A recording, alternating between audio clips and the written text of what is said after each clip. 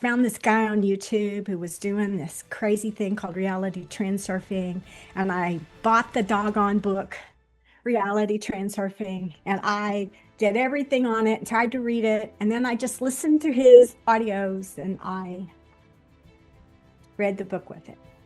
Changed my life. This book. I looked at the world differently. And I understood for the first time in my life when I understood my human design is that that is exactly what I was supposed to do my entire life. I was supposed to try out what worked and what didn't work. And then I was supposed to use what worked and bring it forth to the world.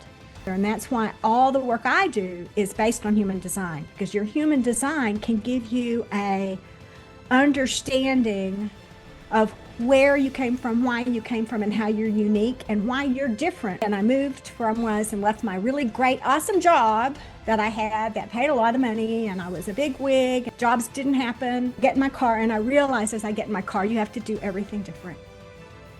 You've come here for something totally different. Read the book with it. Changed my life. This book.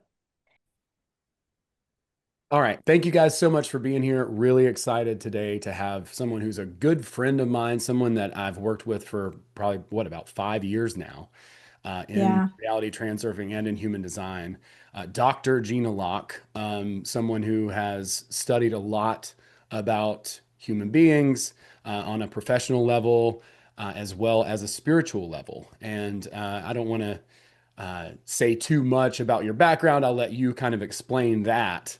But you've been an incredible resource to me. You're my personal human design reader, and we've been through a lot together. And I appreciate We you have. so, so much for everything that you've done and helped me and guided me through, and the tools that you've equipped me with to really feel in my own body what was right and what was wrong, and to be able to really understand my intuition deeper. So I just want to start out by just saying thank you, and I appreciate you a tremendous amount for everything that you've been willing to share and give to me. Well, I'm happy to be here. And if we need to do another masterclass to talk about it a little bit more, we can do that as well. So, a little bit about me as I've been in education many years. I'd earned my bachelor's degree originally, and then I went back. I got hurt. I had something happen in my life. I was paralyzed and was learning to walk. And I had a husband who I call the good doctor, and that's sarcasm beyond sarcasm, since I can't say the other words that he really was on here without making edits happen. So I figured out what I needed to do, and I was pulled to go back to college and work on my master's degree. And I went back to the university, and I couldn't walk. And all at once, I had made up my mind I was going to do it, and I figured out how to do it. And I told one person I was going to do it, just one person. And all at once, I had this phone call from this guy that I call my first angel. I'm sure there were many more in my life, but this first angel called and he says, "Hey, I heard you want to go to college, and I'm going to college." He says, I could pick you. I know you've just had back surgery and you've been paralyzed and you're learning to walk. And he says, but I can have a truck. You can lay the seat down flat. I can drive you. So the first semester of college, Dan drove me back and forth to college, carried my books, which because I couldn't lift, I was in a body cast thing, carried my books to my class, did my stuff, worked and did my class and loved it, loved college, going back. And it was very difficult. I was physically in really bad shape, but emotionally, it's what I needed. So Dan graduated that semester. And then I'm still not driving. I'm barely walking. He's carried everything. I have done nothing except show up. Carried 18 hours that semester for those of you who want to think about a master's program with 18 credits in a master's program. And so all at once, I went ahead and registered next semester, and angel number two showed up, and Susan calls and says, never met her, never heard of her. I lived in a tiny little bitty town, and you'd think I'd know everybody. It's like 1,200 people. And she calls and she says, you don't know me. My husband's the Episcopalian pastor, but I'm finishing my teaching certificate this semester, and I need to go to college, but I can't afford to. And if you could pay for the gasoline, I can come and pick you up and drive you and take your books and carry them. She says, I'm just really called to do this. So all at once, Angel 2 number shows up, drives me back and forth to college. And I get through, and she, of course, graduates in May. And I'm like, what am I going to do? But I'm walking better. So I can sort of carry my books at this point because I could lift more than 5 pounds. And I want to go to summer school and get some summer school done because then I can go ahead and graduate in the fall and with my master's degree in curriculum and secondary education and a whole bunch of pieces of paper that, the world has. So I get this phone call from a person I know, and she says, "Hey, Jeana, it's Susan." This is another Susan. And she says, I have that my ex-husband was my husband at the time was a veterinarian. She says, "I have the dachshund," and everybody named their dog to me because I knew their dogs. I didn't know their names. But so I named the dachshund. I love this little dachshund. And I said, "Yeah." And she said, "Hey, I need to go to summer school, and the Pell Grants do not pay for summer school, and I'm having a hard time. If you can drive and pay for the gasoline and maybe cover a little bit of food once in a while, I'll come and pick you up and drive you to school, and I'll get you to class, and I'll get you home. I'll make my schedule work." So summer school hits, I get to school. So I've had three angels show up that were the drivers. Then the angels that all showed up in school who moved my classes from the fourth floor to the first floor because they didn't have ADA back then. And this was in 1986, and ADA didn't exist. So there was nothing for somebody who couldn't walk or who couldn't do anything. And so those angels all showed up and moved their classes around, and all the teachers like worked with another teacher since I had to be on the first floor to switch their classes so I could have the first floor and they didn't have to. All kinds of stuff happened. And as I was going through that, I read some books on stuff, but I really not supposed to be in this education thing. Got my master's, started my doctorate, learned to drive. Susan made me learn to drive again and push the brake pedal and the gas pedal. And she would practice every day. We would start an hour early, and she'd stop somewhere and then make me drive for a little ways. And then she'd get out and I'd drive, and then I'd go get him because she didn't trust me to park. And you shouldn't have trusted me to park. She didn't trust me to back out. The last 2 weeks, the last 10 days of summer school, she let me park the first five. And the second 5 days of the last days of summer school, she let me back drive to, not the whole way, but part of the way, and then back out and drive part of the way home. And then she said it was up to me to practice before the next semester. So if that gives you any hint. But I had all these angels show up, and I sort of knew there was more to life. Got my master's, went ahead, ended up working on my doctorate, got my PhD, earned my PhD. Did divorce the good doctor after a very long trials and tribulations. Very tough situation, physically tough. Besides that, of lots of abuse in a lot of ways, and it was very difficult. But I made it out. I did attempt suicide, and it didn't work. Had it real well planned, didn't work out. And I knew God did not want me to die because I just knew it. I said, you don't get to die till you get your job done. Apparently, you're supposed to be working in education. So I got headed on, got my doctorate, worked in education, did lots of big stuff in education with early college, high schools, all kinds of stuff. Loved it, loved everything about it. Changed jobs, did stuff, ended up remarrying after a bit. Lots of stuff happened and life went on, but it wasn't always easy. I struggled a lot. And there was certain times like when I hit 40, I just had to do something. Like it's like this just pulled me to it and I couldn't stop. And I didn't understand that. I was 30 when I was paralyzed, you guys. My first Saturn return was 30, and me trying to figure out who in the hell, excuse me, who I was in this world and what was Be going yourself. on. And I had a really hard time with it, And then 40, I was finishing the doctorate and I had to get that doctorate done. I got on through and I hit 50, and it was like, this is not right. Something's not working. But I had these good jobs. I had great things. I was winning big awards as educator, like big awards as teacher, big awards as, employee of the year, big organizations. And I did all this stuff, but things kept tugging and pulling. So go along a little further, and I had divorced my second husband with some stuff that happened that was like the shock of all shocks of my entire life. I couldn't believe it happened. And here I was, me, and I was alone for a long time, and I was good at that. I liked it. All life is good. I didn't want to deal with being in relationships or dealing with any of that stuff. I just needed to deal with me. So I sort of found me, and I liked me, and I had this nice experience of really interested.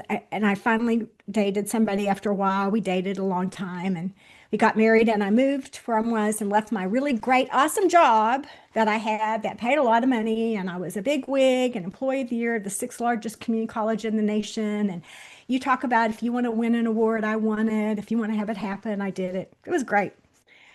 And he wanted to get married. And after 4 years, I finally literally gave in. I will tell you honestly, I really gave in. Nice guy. This is good guy. Why are you walking away from this? All that good stuff. Got married and moved to a different state, and it got tough. Life got tougher and tougher and tougher. Jobs didn't happen. I'd been pulled to do stuff. Nothing showed up.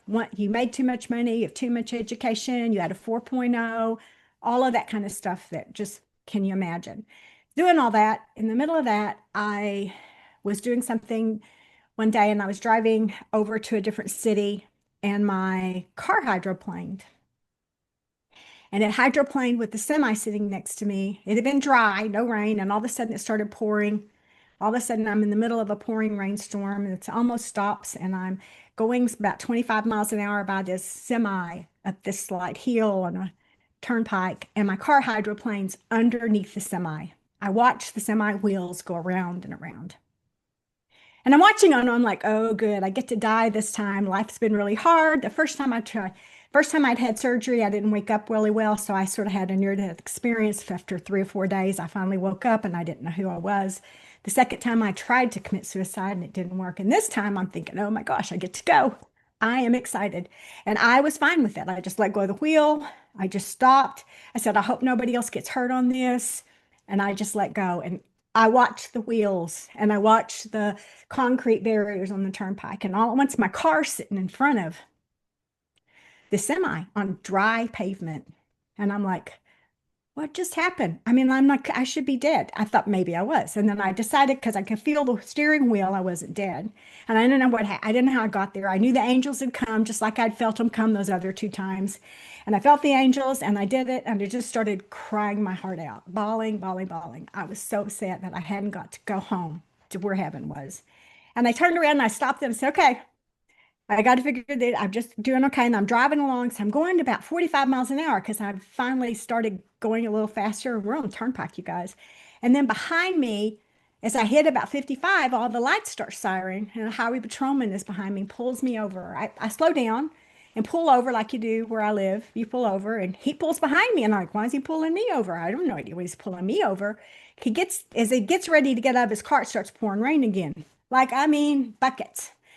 And he walks around my car and he walks around my car and he walks around my car the third time. And I've put the window down with my driver's license and insurance verification. And he shakes his head and he walks around my car and he shakes his head at me and he just keeps walking. About that fourth time, I said, would you please just go check my insurance verification stuff? And he goes, no, go get in my driver's seat in my car. So I get in the driver's seat of his car and I'm sitting there and he says, I was following you and I have on video your car hydroplaning under that semi. And I said, okay. And he said, you should be dead. There should be a wreck. There's no damage on your car. How did you do that? And I'm just quiet. I don't know what to say because all of a sudden I realized I can't explain this one away, you guys. I can't explain to the world this didn't happen. I can't explain I tried to commit suicide. It didn't work. This time it's like real because there's somebody who witnessed it. And he sits there and he talks and talks. He gets pretty upset and he says, you should be dead. Why aren't you dead? Why aren't you in your car scratched? What's going on? And I get really quiet and I'm sitting there and he just gets really upset. After about 5 or 10 minutes, all at once we have a car and we're sitting on the side of the turnpike road. My car's in front and his is behind. He's got his lights blaring. And it's pouring rain again. It's still pouring rain now. And all of a sudden, you can see a car getting ready to T-bone us. And I look because I can see it coming because I'd been looking at him. And I could see this car and my eyes were like that. And I thought, oh, well, here it comes again. We're about to have it happen again. The car's about to T-bone us. And all at once it stopped. He stops and he opens his door to wave his hat. And the car lifts up and moves in front of my car in front of us. And we both see it.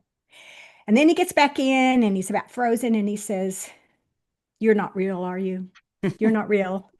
And I'm like, we're so quiet. He goes, you have this weird light on you. He said, you don't speak.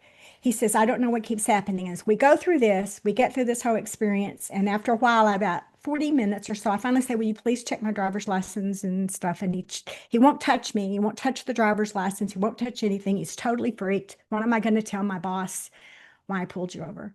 He reads the driver's license and then he looks at me. And you guys, at that point, I was 60 years old. That was 8 years ago. I was 60 and he goes, you've never had a ticket. I said, no. He goes, no one's never had a ticket. No one's never, ever, ever had a ticket, especially 60. So we end up getting to leave, and finally he lets me go, gives me a thing called a warning for being sure to drive really carefully when it's raining. That's all he can do because he can't give me a ticket. There's nothing to give a ticket. So I go on, I get in my car, and I realize as I get in my car, you have to do everything different. You've come here for something totally different. You come here to do very different things.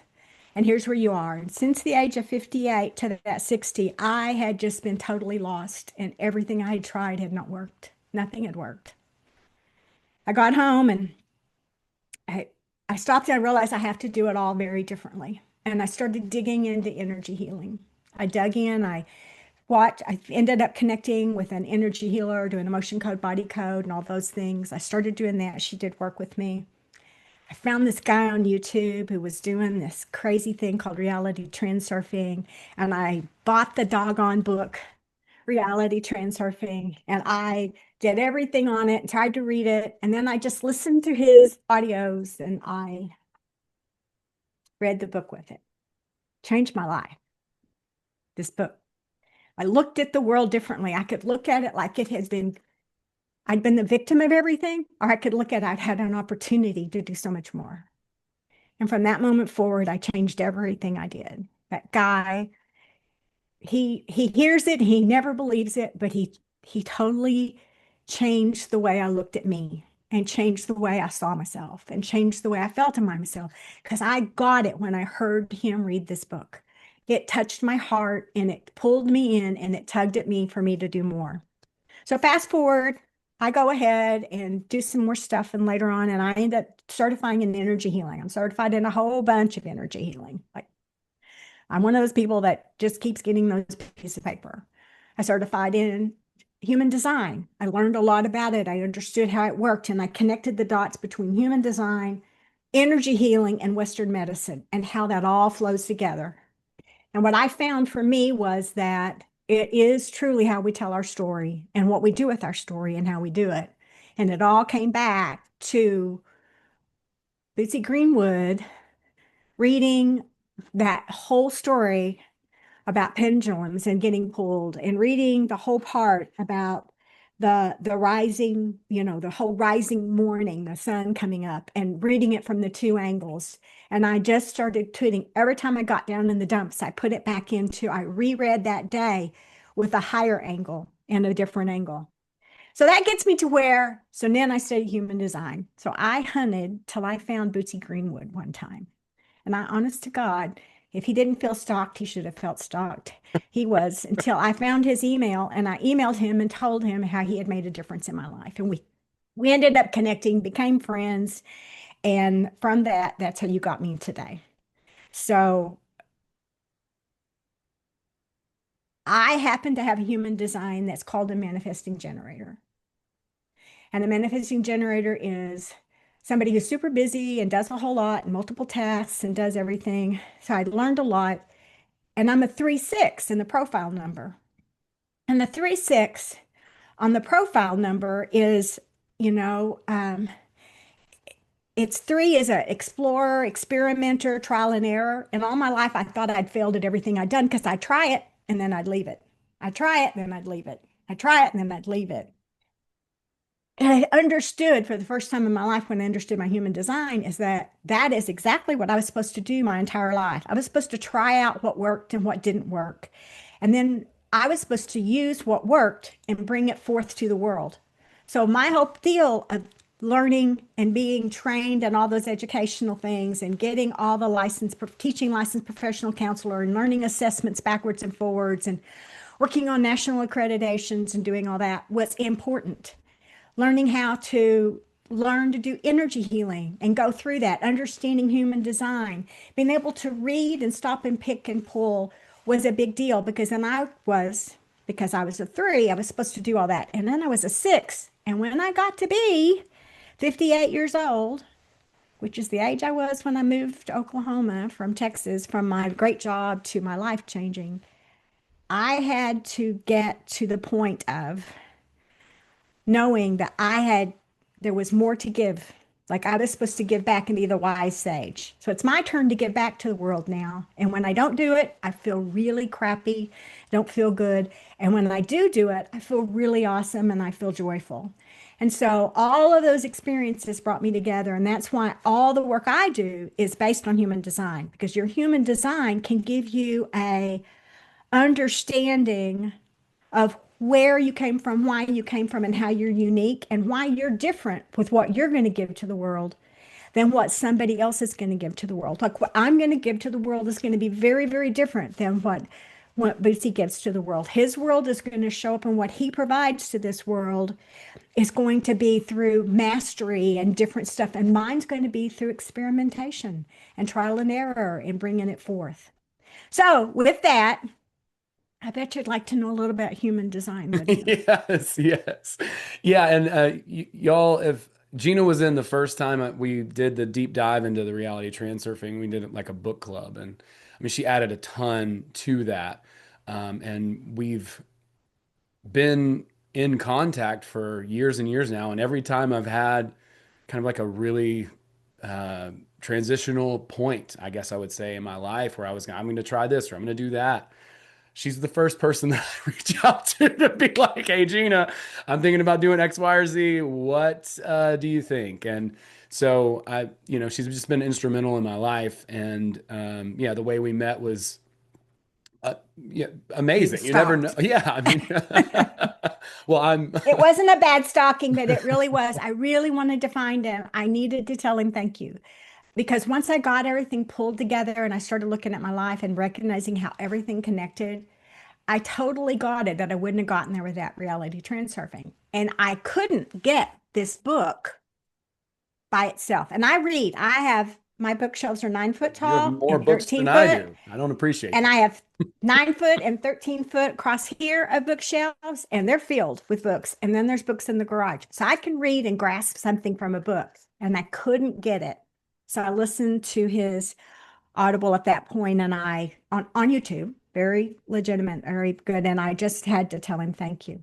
So I am going to talk a little about where human design comes from on here. And when I do that, I'm going to You want go to in share here and screen? put I am going to share screen, but my slideshow keeps Hold on. going to a full screen. So 1 second, I'm going to put slideshow and Yeah, I'm when going to Gina found me put, too, I'll say this. I had stopped making content for a while. I kind of took, oh yeah. there was a lot of stuff that happened, whatever, it doesn't matter. But I was maybe a little, it was time for me to, come back. And I've had reservations about coming back. And I was like, all right, it's time. I'm going to put some stuff out there.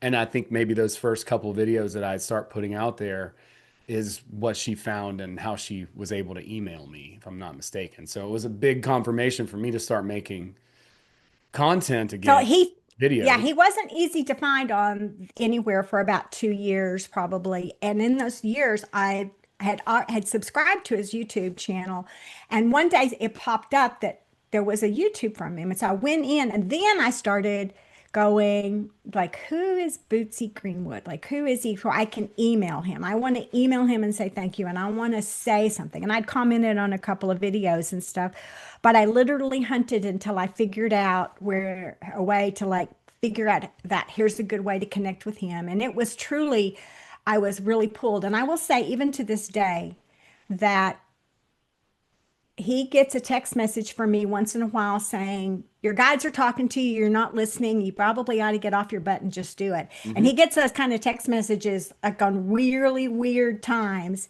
And it almost always within 2 seconds, I get a phone call going, how did you know I was sitting here It's contemplating so something? true. So just so you know, it's a pretty strong connection that we've had with each other on that. And so I'm trying to get it to let me just look at this one screen. And here it is, share. On here, I know you can see the side part over here, and I'm going to apologize. When it goes to full screen, I can't read the rest of my screen, and I made some notes I want to Looks read good. on here about some Yeah. stuff. So it'll be all right. So in here, the history of it. Human design was really downloaded by this guy in 1987. This guy, and I'm going to tell you, he was doing probably some of the psychedelic mushroom type stuff, doing the different things. That's who he was. He said he came into this place and he had this place that he called the mother, and he later calls it the voice, and all of his books talk about it. He was given a transition of human design. So this whole transmission of this complicated system was done right in the end. He did this, and he was very passionate that he was supposed to give it to the whole world. Whole world's supposed to have this. It's supposed to share it. It's supposed to be there. You're supposed to understand it. So you don't have to understand it to the depth. I understand it, but understanding about yourself was really helpful for you to be able to do. So it's known as the science of differentiation, is what he called it. And I see it as that because it differentiates how each of us are uniquely different. And also how for me, is to stop and recognize that when someone is very different from me and shows up differently than I do, there's nothing wrong with that. I need to not judge them for being different. I need to love them for who they are because they've come here to contribute differently.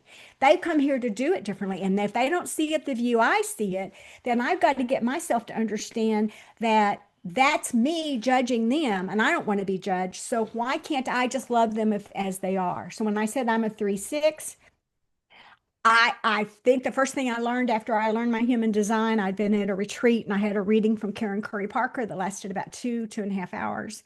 And in that reading, the first thing I came out of that reading and I had a whole new look at myself, and I said, every time somebody would give me a bad time or question me or put me down for trying something or doing something, I had a lot of criticism from my family. 3/6s, if you're a 3 when you get your profile, if you're a 3 or you're 6, you have lived through a lot of frustrating times of being criticized by your family because you try a lot of things on and then you let go of them and go move on. And so I had done that, and I was always being explained how wrong I was by my sisters and things.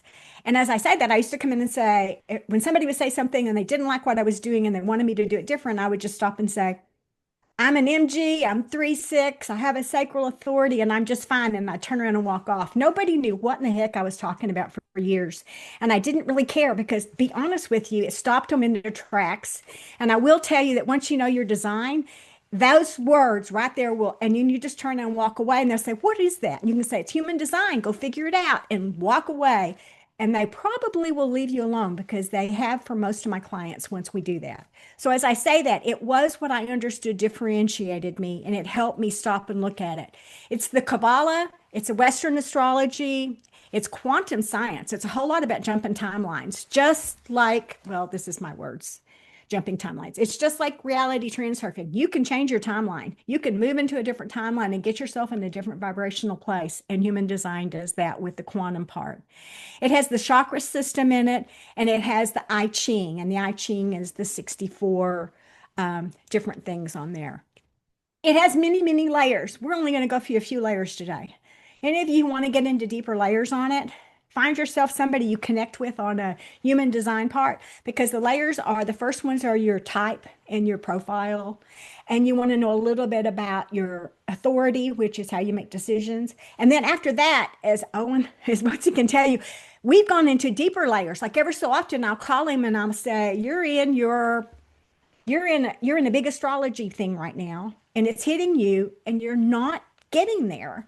You need to stop and recognize that why you're feeling pulled to do this differently is because you're in a place that your chart says blah, blah, blah, and can go through that. So when you get there, recognize you can go as deep as you want to go, or you can stay up here high.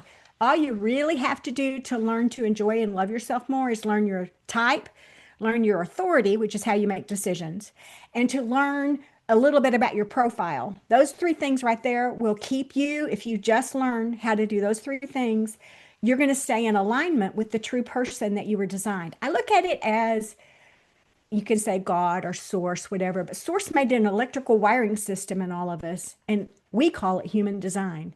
And that chart tells us how we're electrically wired to connect, and how we connect when somebody else that's wired differently comes into our aura, into our energy field. Then how do we connect with their wiring, and what happens when we do that? So that's what human design is. It's pretty easy to understand the simple parts of it. When you get your charts, the first thing you see is your dates of your things, your aura type. Those are the 5 energy types: manifestors, generators, manifesting generators, reflectors, and projectors. There's 5. The strategy is how you use the energy for each type The authority is how you make decisions. The profile is sort of the costume. I'm a 3-6. I see the world through the eyes of a 3 and the eyes of a 6. Bootsy sees the world through the eyes of a 5 and a 1. There are people in the group who see the world through the eyes of a 2 and a 4. And once we go through those a little bit, you can stop and go, that is exactly what it is. I can tell you when I learned to love my husband for being the 4-6 that he is, generator with an emotional authority, and quit trying to like be critical of him for whatever, I could all of a sudden see where he came from because he sees the world through the lens of a 4-6 generator with an emotional authority. And I'll talk about that in just a second. So that gives you a little bit of what that is. Those of you who are there, if you already know, manifestors are 8% of the population. So if you're a manifestor, is anybody on our group of manifestor that shows up? I have got 4 new manifestor clients. Something in the world's happening with manifestors right now. So I have 4 new clients who have just come into me, and I have no idea where they came from at all. I have no concept who referred them, how they found me, what they did. I have no idea. And they are all manifestors. And manifestors have a real interesting energy. They know when they know when they know that they know. And when they know, they go ahead and proceed and move forward. And all they have to do is inform. There's not a lot of manifestors. But I am going to say the world tries to teach us to be a manifestor by saying, just go do it. Like when you know, just go do it. As Bootsy can tell you, he's learned he can't manifest. He's not a manifestor. He's a generator. He has a different way to do it. Manifesting generators are a hybrid between a generator and a manifestor. I'm a manifesting generator. There are probably several manifesting generators in this group. 32% of the population, manifesting generators. Busy, busy, busy, busy, busy, busy. Great at multiple tasking. Easy to multiple task. Doesn't bother them to multiple task. Goes crazy if they don't multiple task. Can read a book, watch a movie, cook a meal, and do the laundry all at the same time, and all of them will come out perfectly, and I tell you every word in the book. That's a manifesting generator. A generator, my husband, goes, can't you just watch the movie? Or can't you just read the book? Or can't you just go cook the meal? It drives him bananas, all of the layering that but I can't, my mind's going so fast and doing so much that I do all of those and I get it handled. 32% of the population. For me, I'm supposed to wait till something shows up in my environment. It's going to show up somehow. It may show up by a phone call from Bootsy saying, hey, are you want to do this? It may come up through, and then it could come up in many ways. It can show up as all of a sudden I keep seeing the same thing over and over. If I have something show up in my environment and I've not looked for it, and I have a book that shows up 4 times, or I have 4 people mention a book 3 or 4 times, I need to read that book, you guys, because I'm a manifesting generator. It showed up in my environment. I wasn't searching that book, but now I need to go do it. I check with my authority, and if I get a yes, then I inform you what I'm going to do and go on. That's a manifesting generator. A generator, they're very inviting and very attracting. 37% of the populations. They have a workhorse energy. They can work, and they can burn out. Can't they, Bootsy? Yes, they can. But they keep working even though they're burned out. They can just burn themselves out. They burn out their motors. They burn it all out because they can keep on doing it. They can be unhappy and work that much their entire lives without ever finding the joy. And what it is for a generator is that they have that ability to work a whole lot. So when you love a generator, if you can't see them having joy in their lives, then try to help them find their joy and help them find what gives them a joy, because they need it, because they're burning out their motors if they're not. 30%, 7%. They also respond to what shows up in the environment, but they do one thing at a time. They're going to do it one, and they're going to get masterful at it. And when they're ready, they're going to go show it to the world. One thing about when they do that is that they are very strong at becoming masterful at it. They become very masterful. A manifesting generator is busy, busy, busy. They're going to skip some steps. They're going to do it. They need somebody to stop and say, hey, you missed one, and do that. Like if I work with somebody, I need somebody who's not a manifesting generator, because I need them to see the steps I missed on doing it. Projectors. I anticipate we have numerous projectors in this group. 20%, 20 to 21% of the population. It used to be 20, you guys, and it's moved it up to 21 with all the human design charts going, which I think is pretty cool. They feel the aura. If you know a projector, I had the privilege yesterday of having two sessions with two projectors. I was higher than a kite in excitement. They can read my aura, and the words that come out of their mouth were exactly what I needed to hear. They were both in high vibration projectors, very high vibration projectors. And the words that came out, I was doing their reading for them, but the words that came back through were exactly what I needed to move me to the next level. A projector can feel your energy and they know what you need. When they're in a high vibe, they're going to show the high vibe of it. When they're in a low vibe projector, they're going to show the low vibe of it. Projectors feel very bitter when they are in a low vibe.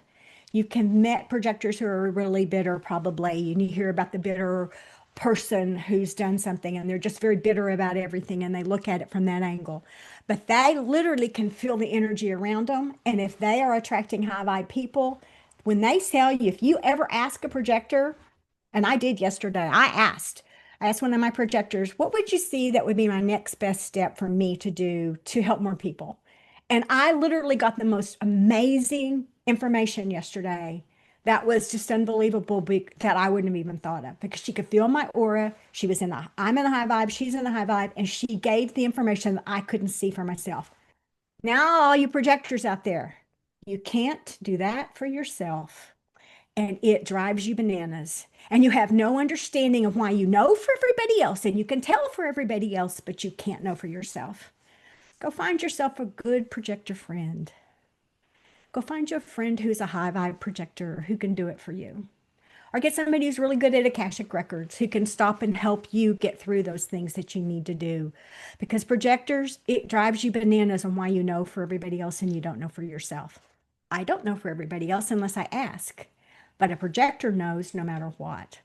The other thing about a projector is you also want to wait until you're an invitation. My clients yesterday I was working with on one called me and I had called the other one. I had one called and asked if we'd do a session, and the other one I already had a session with earlier in the early morning. And I invited them to share with me something that could be whatever. And I invited. They felt very inclined. If nobody invites you to share, and you don't get that they really genuinely want you to share, don't share, because all they're going to do is reject you and make you feel crappy. When as a projector, if you feel valued and successful, that is the most wonderful thing in the world for you. Value can come through money. Value can come through appreciation. Value can come through words. Value can come through a lot of things, but you have to feel valued and feel successful to be able to. So we going. Am I see my ear? I said something. Reflectors are 1% of the population, and in their human design chart, there are no centers colored. They have to wait 28 days. They feel the energy and the aura of everything around them. It's all good, but they have a whole different way of seeing the world, and they can actually reflect back who you are and what you're doing as well. They're a very special group for our world that we have. Generators wait to respond. Their energy is going to draw you to them. You're drawn to them. You'll be drawn to me. You'll be drawn to Bootsy because he's a generator. You will have that feeling of it, and it's sort of like when you're the right person to fit with that person, it's almost like a magnet pulls you to them. Like I hunted until I found him online. His energy pulled my energy in no matter what. And we do it. Manifesting generators, we wait to respond until something shows up in our environment. But when we do it, we always make better ways to do things than we had it before. That's what a manifesting generator will do. A manifester, they are literally the only ones who can totally initiate without anything. They can have this idea come up, and once they know that they know that they know that they know, and if you meet a generator, a manifester, you will find they will say, I know that I know. I know this is what I'm supposed to do. If they say I don't know yet, they're not supposed to do it.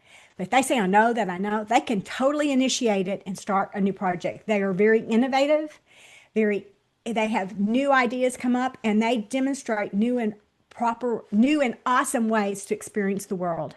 Projectors, please wait for your invitations. Put yourself a bracelet on your arm or a rubber band. Just put it on your arm and wait till somebody invites you. And I'll give you a great story. My best friend is a guy, and he's been my best friend since 1992. and he's a projector. We didn't know that all those years, didn't learn that until 8 years ago. And when I called first, the first thing I did after I got home from learning my stuff, I did his chart. He's a projector. I called him on the phone. I says, okay, Mike, here's your deal. You don't ever answer a question or you don't say what you think until somebody asks you a question. So put a rubber band on your arm and pop it. And if they haven't asked you a question, then you don't answer it. Now, he's a school counselor, you guys. He was a school counselor. So he goes to his office and he starts practicing on a Monday.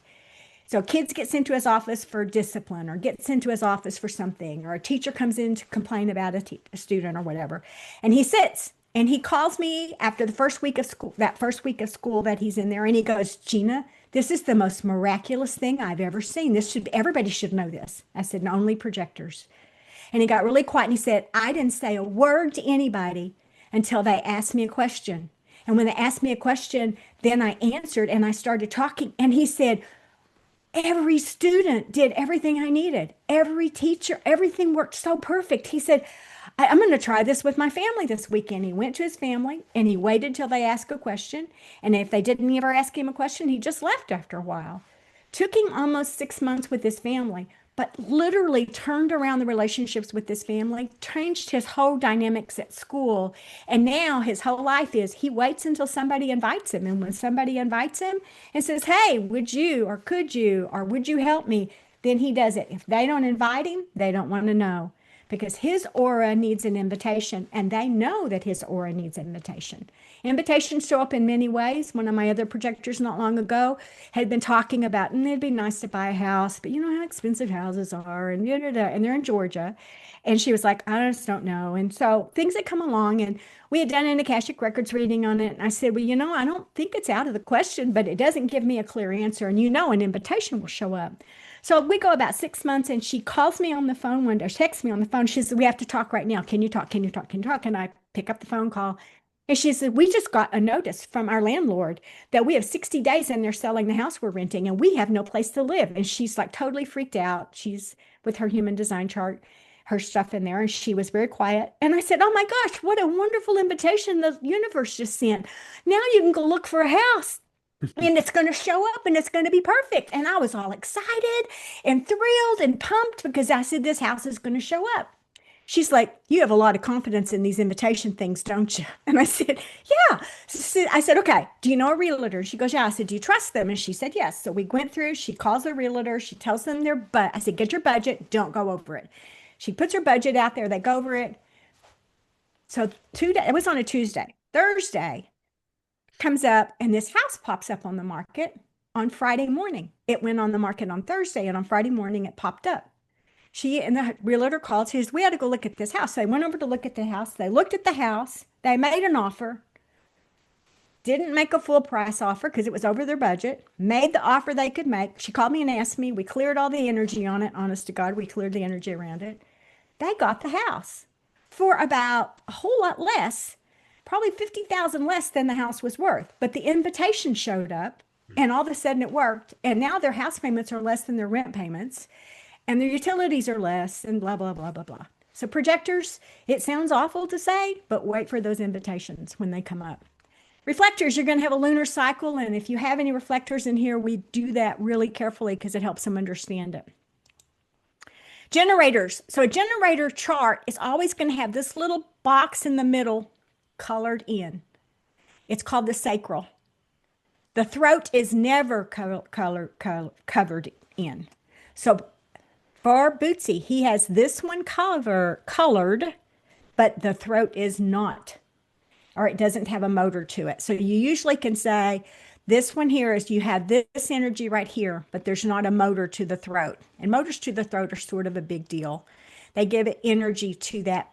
Say that it's a motor, just like on a motor on a car. So you can have something and you can try to make it work, but it works much better when the motor's got running with it. So throats work much better when you have a motor with them.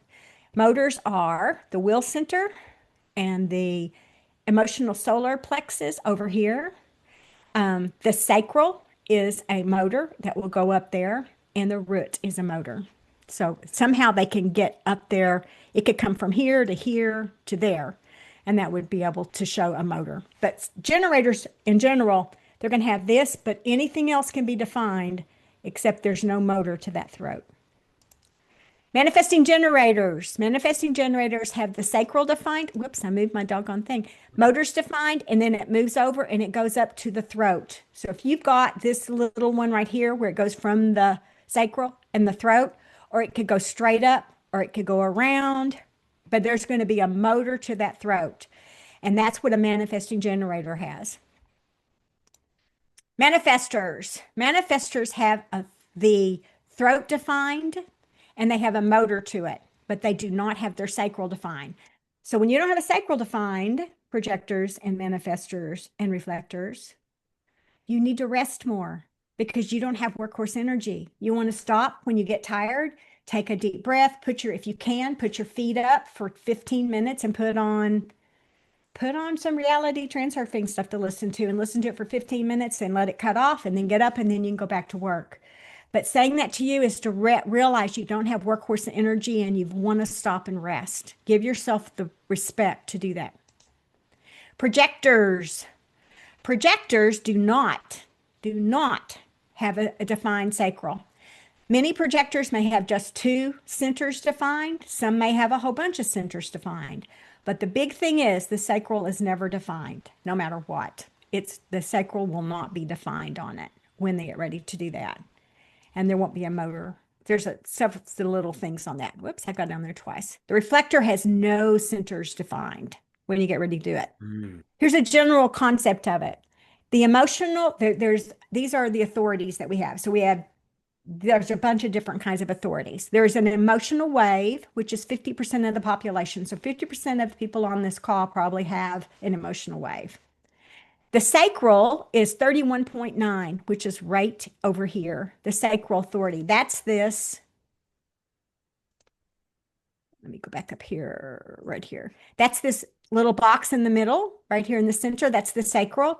But this over here is not defined. So they have sacral energy when that box is colored, but they don't have this one over here colored. So this one over here is emotional. If you have this box colored, you have an emotional wave and you have an emotional authority. Respect it, love it, appreciate it. There's some really cool things about it.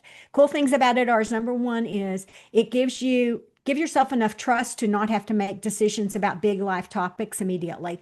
Give yourself 3 to 5 days, give yourself longer if you don't get a yes inside. And I do teach that how to get to those yeses and to understand what they are.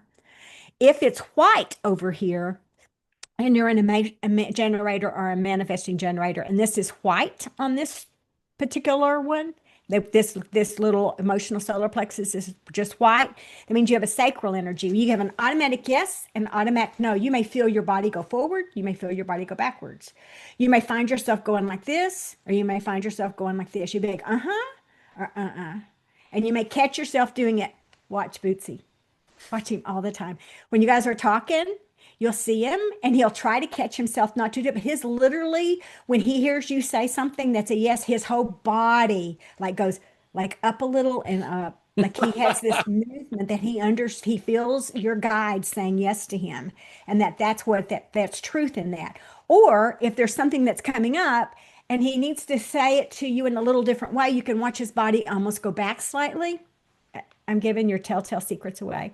I'll And he never goes play back a poker little bit again. and he's going to tell you something to gently lift you into another way of seeing that particular topic because it's a no instead of a yes. Because he has a white emotional solar plexus. So it's that part is there. Those of you who are projectors, there's splenic and mental and different ones. If you have a splenic, you get an automatic big hit yes or a big hit no. If you have mental, it's like it's yes or it's not.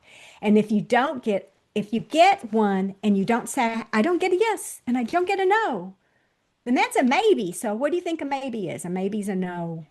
If it's not a yes, I have pushed Bootsy to learn to get to at least a 95% or more on any yes before he proceeds.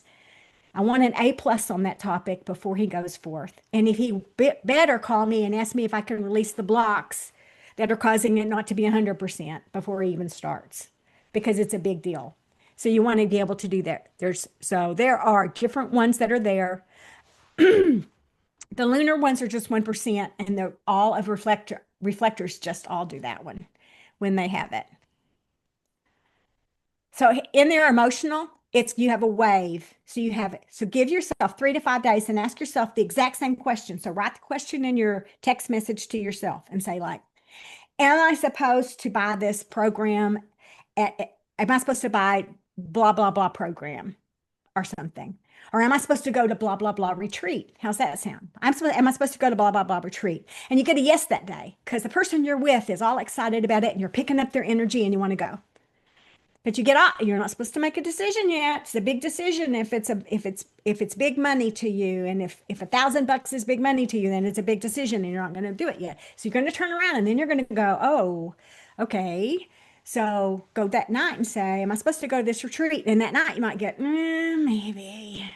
And the next day, am I supposed to go to this retreat? And then you go, I'm going to research it some more. And you research some more.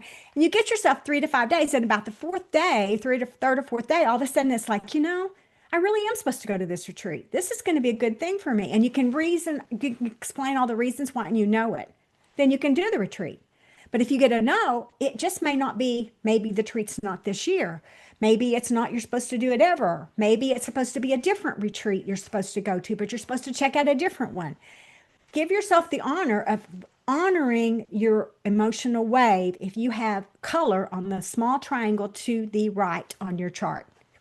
Honor it and ask more questions. And if you guys want just a whole session on emotional waves and how to live through them and to trust them, when you have an emotional wave, you second guess yourself a zillion times.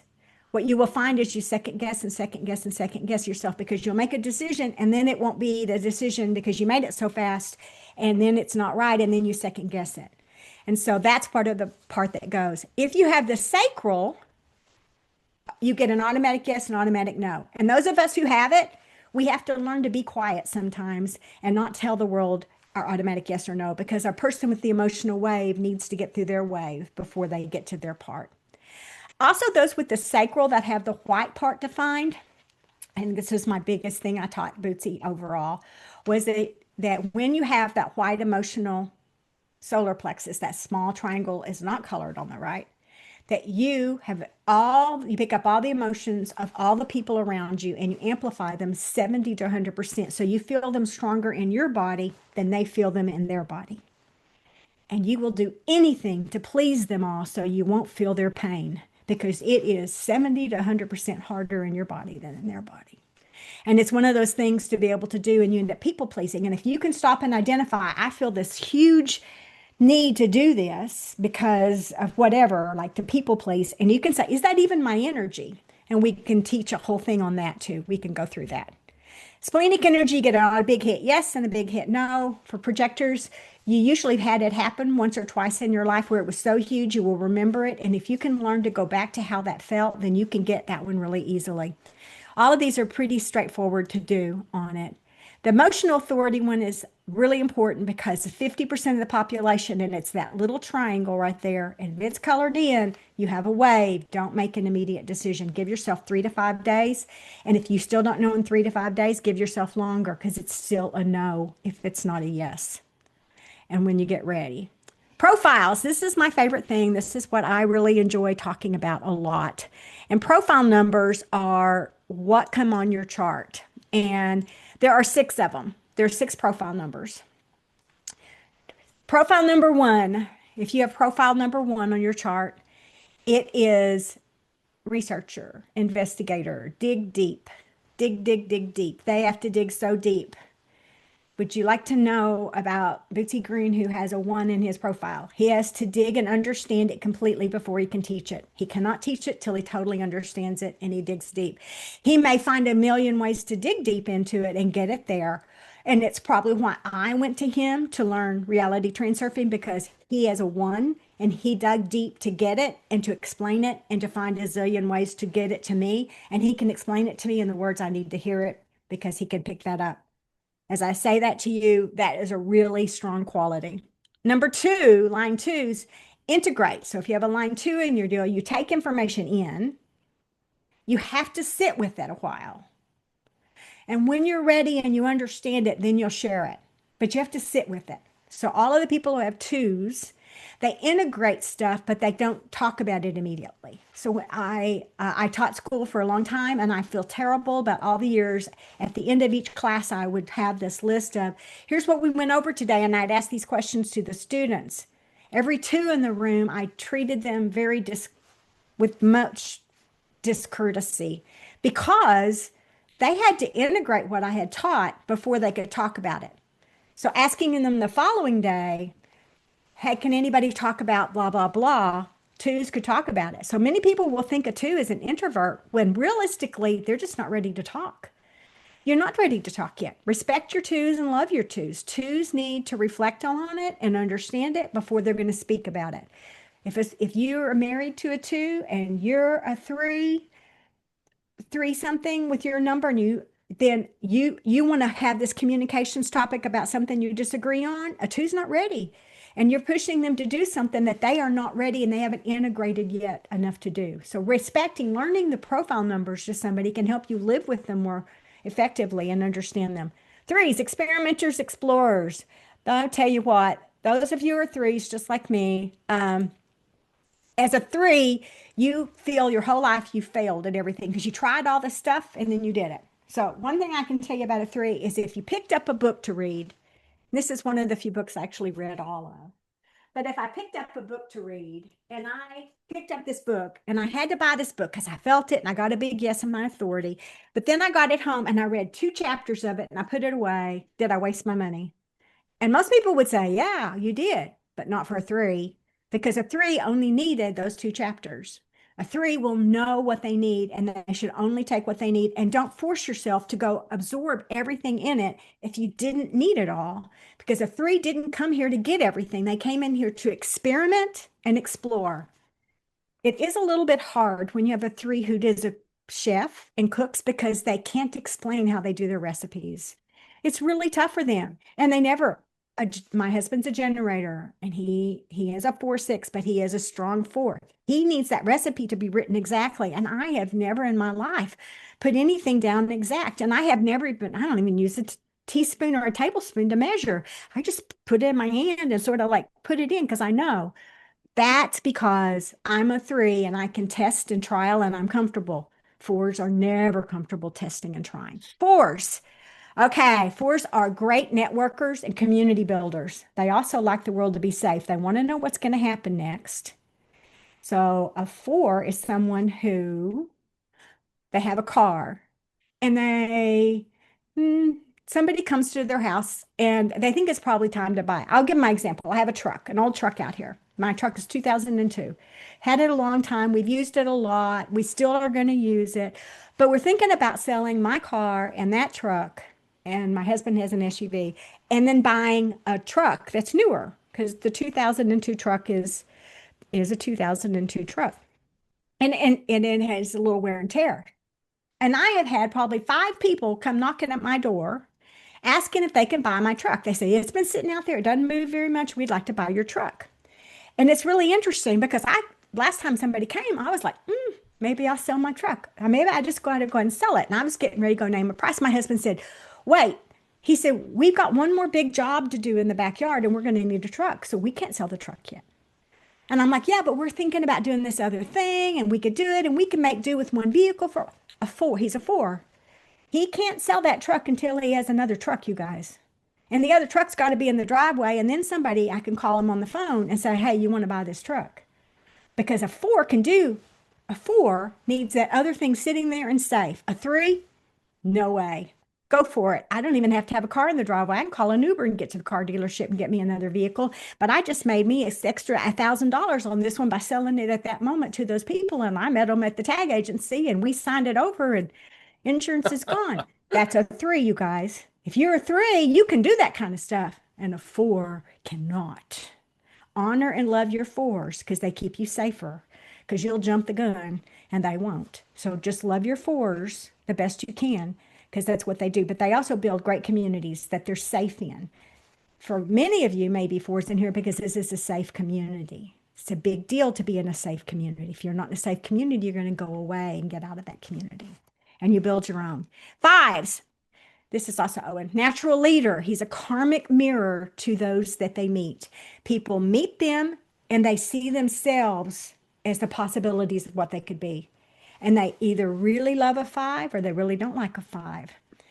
And I think the first time I said that to Bootsy, he just looked at me and his eyes got this big around. And we were on a deal, and I said, and he goes, "Oh my gosh, that's so true." He says, "They either love you or they just don't care for you."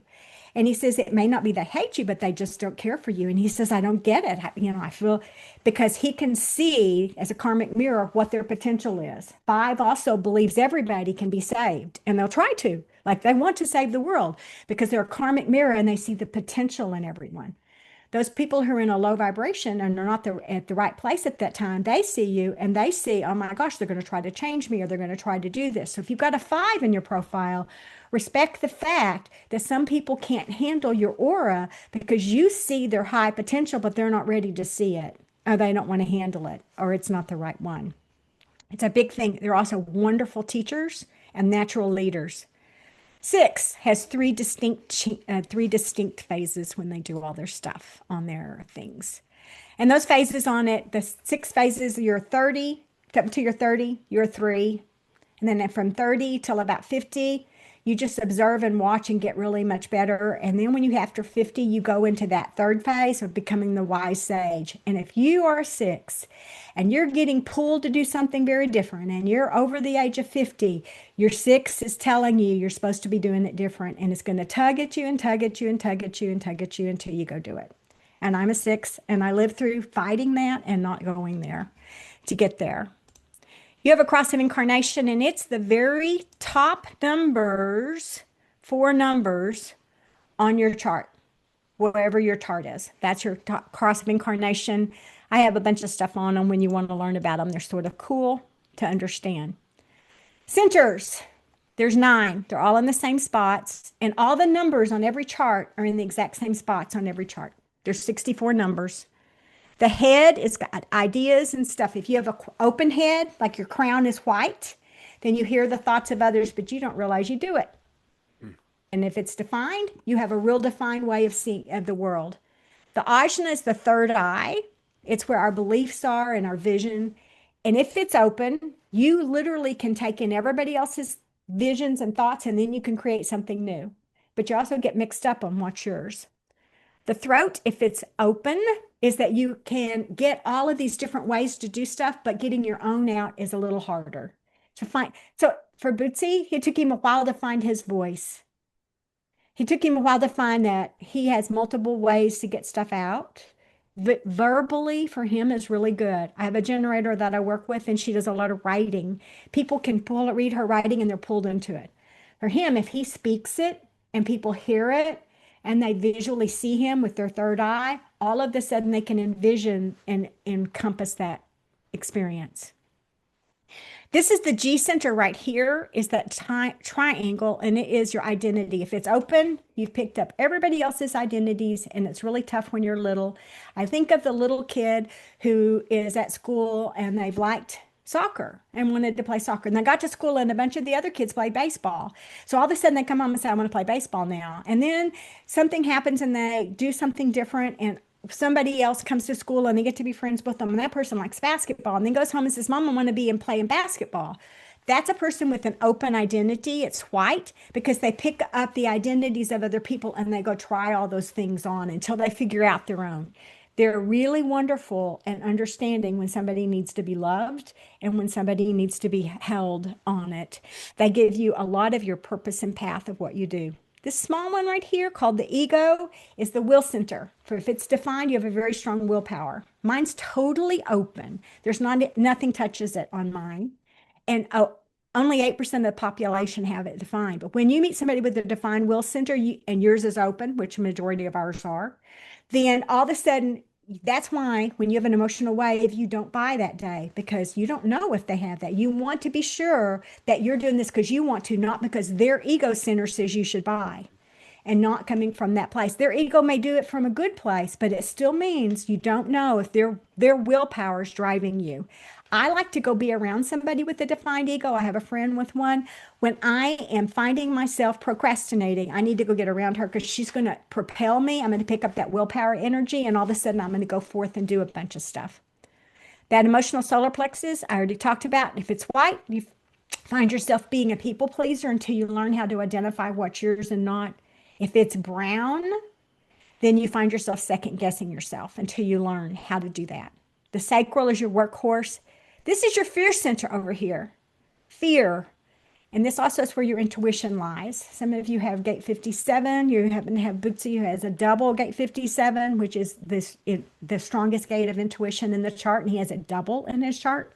On the conscious and unconscious side, it's very strong. And in that is that some people have over here is that when it's open, you pick up the fears of others. And when it's defined, you sort of know where you are. And we go through, if you do a regular reading, to explain each of those. And the bottom is your root, and it is all about your pressure to do. And you have a lot of pressure to do. So let me go down here. So I was going to go through, there's more on these center things. So I just want to give you an example. This is BJ. This is a real person. And so this person has an open crown, so it picks up all the thoughts of others, picks up the vision of others and amplifies them. Has had to figure out what's his own thoughts and what her own thoughts and what are her visions. She's a defined throat. So she's a manifesting generator because it comes from the sacral over to the spleen and then up to the throat. So those are channels that are defined. She also has gate 57, so she has strong intuition. So if I were coach working with her, I would probably get her to do a whole lot more and trusting her uh-huhs, because she has a lot of those more than likely, or with her head. And where she goes, if she ends up with some of these other parts, she'll end up with the defined will. She knows who she is, so she doesn't have to worry about that. And she doesn't have a pressure to do so much. If this were open, she would. She is an emotional, so she should wait 3 to 5 days on big decisions. That's not what you eat tonight. That's not what you do. But if you're going to buy a car and that's a big expense in your life, then you would wait till you made sure you knew what you're going to do. If big decisions for some people are different than they are for others. To me, spending $500 is a big decision. If it's a $500 decision and I had an emotional wave, I need to wait through the wave. If I had a $27 decision, I don't have to wait through the wave. That's not a big decision for me. But if $27 is a big decision in your budget, then you would wait through your wave. Did I make sense on that for you guys? Because waves are a really important thing to respect and love. Anyway, she's a time bender, manifesting generator, and she's an emotional authority that she has on that. If she's happy, she's very satisfied. That means things are going well. And when she's frustrated, something's not going well, and she needs to look and see sort of what it is. Here is D. D is an orchestrator or a projector for those of you who are projectors, and yours may look different. So D, this says on here, I have the wrong chart. I'm going to have to do, I didn't put the chart in. So sorry. Messed that up. This is DJ right here. This is an orchestrator. This is not defined. The sacral's not defined. And the emotional solar plexus is not defined. So this is a splenic authority. So this person has like a big yes or a big no inside of their body. Look at all these open centers. Pick up all the thoughts of others, amplify them 70%. All the visions of others and amplify them. Probably it's not good to watch bad movies or scary movies that upsets them. Throat, they pick up everybody else's stuff and amplify it 70%. So it makes it like my spouse has this open throat. When he gets upset, he gets super loud. He doesn't realize it because he amplifies. Has an open identity center. They've had to really work at figuring out who they are and what they want to be. The sacral, they pick up the workhorse energy from others, but if they're not with others, they get exhausted and that can burn out. Their ego, they pick up willpower from others, so being around. And then they have the open emotional, so they want to people please because they pick up all the emotions other people feel and they feel it inside their bodies. This person has 2 defined centers, the root and the spleen. At least they aren't picking up the fears. But the thing that's awesome about this one is this person would be a great counselor. This person would be wonderful at understanding where somebody's had heartbreak, a a coach of some sort, helping on relationships. This person can also see new things to do. When you figure out what's yours on all of these centers, like this is mine, and I'm not picking that up from somebody else, then you can stop and build a different, newer vision that's better. Like it comes out of you that's unique versus like if it were defined, you have a defined way it has to show up. It can only show up this way. So if this person say wanted to become a relationship coach or help males work through relationships more effectively, then this person would be really good at it. They stay grounded. They don't have a lot of fears. They would be able to feel the emotions of their clients. They'd be able to like understand when it's really hard for that client to get the willpower to go do it. They'd understand that they're having a hard time. They would understand what that client felt and would be able to help that client work through it really quickly. Open centers are not bad. Defined centers are not bad. They just define, they give us a different way of a flavor of how we see the world. This person picks up everybody else's stuff and has to decipher it. I think of it as a sifter with flour. You got to decipher out the stuff that's not yours and just keep your own. But knowing that all that other stuff is there is super helpful for coaches. It's super helpful to do all this stuff. Coaches can do it without it, but the person with just two, you will also find that they are highly triggered by some of the chaos around them. A person with that many open centers feels the energy of everybody else before I would, because I don't have that many centers that are not defined. This is JAR, and he's a generator. He's a 3-5, so he's experimented a bunch in his life. He's going to be a natural leader at whatever he does. He has a lot of workhorse energy. He has that emotional way to wade it through. He has good grounding, so he knows what he is. He picks up the fears of everybody around him, and he's got to figure out what's theirs and what's not. He has gate 57, and it looks like he has it twice because it's black and white, which means he has a really strong intuition, and he's got to learn to trust it. And he has a defined way of how he sees the world should be. And this part right up here, the crown and the ajna, he has a defined way of what is success and what's happiness, because that's open. When you're open up there, it's a little different. He has a defined way of how he speaks. And the reason he's not a manifesting generator is there's no motor right here to this throat. This is not a motor. So he would have to have this one or this one or this one coming up to get that. So he has a defined throat, which means he can speak, but there's no motor to it. So it burns out once he starts trying to talk. So he has to work through that. This is CD, who's a manifesting generator, and it's got this connection here, open crown, which means that if you go to Walmart, you hear what everybody's thinking, and you don't really realize you didn't when you were doing it. And you have to walk away and recognize what's yours. But as a defined way of what success looks like, a defined way of what something looks like, has an easy way of speaking or saying what they need to say. This emotional solar plexus means that they have that wave, and they have the workhorse energy, and they know who they are, but they have a lot of fear. This person will pick up fears easily until they can identify that's not my fear, but they're fearful. I have this open. I can tell you right now, I can pick up everybody's fears of this is too hard, or this is whatever, or something that comes up, because that's where it shows. The will center is very open, so they pick up everybody else's willpower if they're around it, and they need to be super careful to not do willpower with somebody else's, to be sure it's yours. And with that emotional wave, they have permission to wait till they get away from that person. So if you live with somebody who has a defined will center, some people know it. I have a client that I have that she's a projector with 2 centers. She has a child with all 9 centers and a defined will center.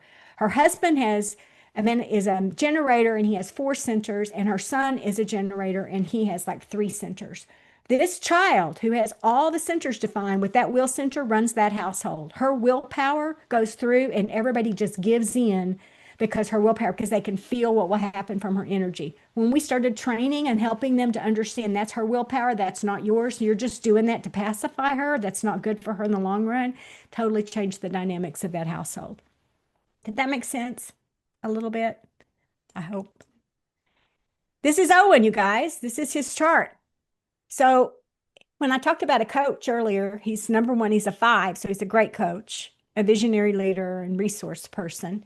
He digs deep. He has an open here so he can feel all of your emotions and he knows how to help you. He feels what is lacking in willpower and can give you different ways like journaling or different formats to get your own willpower built up. He's recognized how hard it is to find who you are and your identity, and he can help you do that because he's been there and experienced it. And because of that, now he knows that you're where you are on it. His throat's not defined, but he has some good channels and he's learned how to connect with certain people so that all of a sudden he has a channel, like right here. Like when he connects with me, he always makes a comment. I always feel so much better after we talk just a little bit, or we just text. I have gate 20. So all of a sudden, everything right here is all attached. I have gate 4629. So all of a sudden, he's connected all the way down right through here, and everything's connected so he knows who he is, he knows how to speak, and he picks that all up. So he's got a lot of sacral energy so he can work himself and burn himself out if he's not careful, and this motor will burn him, and he's learning to get there. But he doesn't have a lot of fear. I have so much envy. I love to get in his energy because when I get in his energy and he doesn't have fear, because my fear is so big, even though I amplify others, I've learned to stop and get it. I don't feel fear. I can go do anything when I finish. So that's where his chart is and where it comes from. He has a couple of things in there that's pretty big deal is that he's got that gate 57 twice, which is intuition. He has this gate 50, which is all about caring. He has gate 34, which is right here, which is the strongest gate in the whole human design, which is the gate of power. And it's all about and he can't handle anybody who's, I'm going to call it egotistical, because his gate 34 is all about the power of doing what's right. So when he's in the high vibration of it. His gate 34 is also in Uranus, and it is designed where he's supposed to like do this big stuff in the spiritual world. So when you look at human design, you can look at the layers of just seeing where your manifestor, generator, manifesting generator, reflector, projector, you can see where your decision making part is, and you can understand your profile. And those are the three biggies to be able to understand it first. And if you don't, get a good coach who can teach you how to do it, no matter what. And I am happy to come back and do some specialty things on each of those if we want to, that are probably not every one of them, but some of them that are the bigger ones, like emotional, and to be able to do that to get there. So Wow. I'm I'm gonna so ask blown questions, away. you guys. Yeah, I yeah, went yeah. So we can way open it longer up than I meant for to. I'm so everybody. sorry. I get so enthused about it. It's No, just, you did. That was amazing. Oh my God. Like I I'm don't hear you, just, Bootsy. I'm blown We don't away. hear Yeah. you. Oh, you can't hear me? Oh, hold on. Or I don't hear you. Maybe that's me. Do you guys Let me hear I me? can stop. I can hear him. Okay. All right. I was just saying, I'm I can hear It you. must be me. super blown away. Just so impressed. Huh. Yeah, but we can definitely do some Stop share. questions. Uh, Audio. I'm not sure what the Okay. little Can hand thing is. Can you hear me Hang now? on. speakers are microphone speaker? Let me try it again right quick. Okay. All right.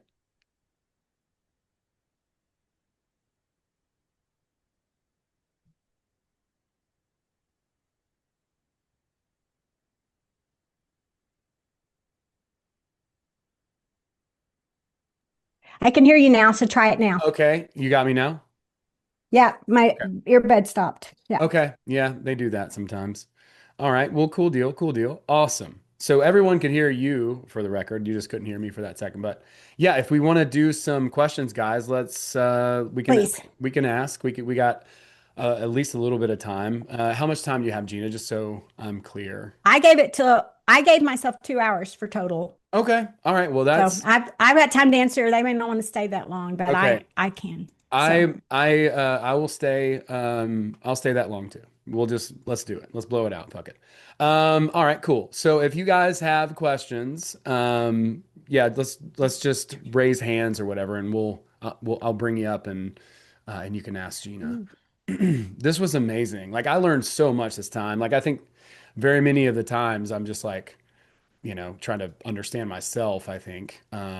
And then, yeah, so now I can kind of understand a little bit more about other people's charts, and I really appreciate that insight. Okay, Yvette, go ahead, and whenever you're ready. Hi. I just want to say that I'm new to this group. Um, I'm not, so I literally joined like 2 days ago because I've been trying to understand reality transurfing a little better. And when Jeana spoke, I could not stop crying. Like the whole time she told her story, I still, like, I just think about it. And I don't know why it touched something so deep in me. Um, I am not new to human design. I'm a 5-1 spooning projector. I discovered it last year and it has changed my life. I have chills all over as I say this. I also love Gene Keys and a little of astrology. A little bit of everything has really helped me uh, see why everything. Um, and I really resonated when you said you can't see for yourself, so you can see for everybody around you. Get a good projector friend or someone, to tell you what's ahead of for you. And when you said for Bootsy, you clear a lot of blocks. That's kind of where I want to ask because that's not clear to me. So basically, I can see my road back. I can see my road ahead and alignment, but I have a lot of things. I don't want to get ideas in my head, but I do feel like I have a lot of things just blocking. I don't know if it's protection or whatever.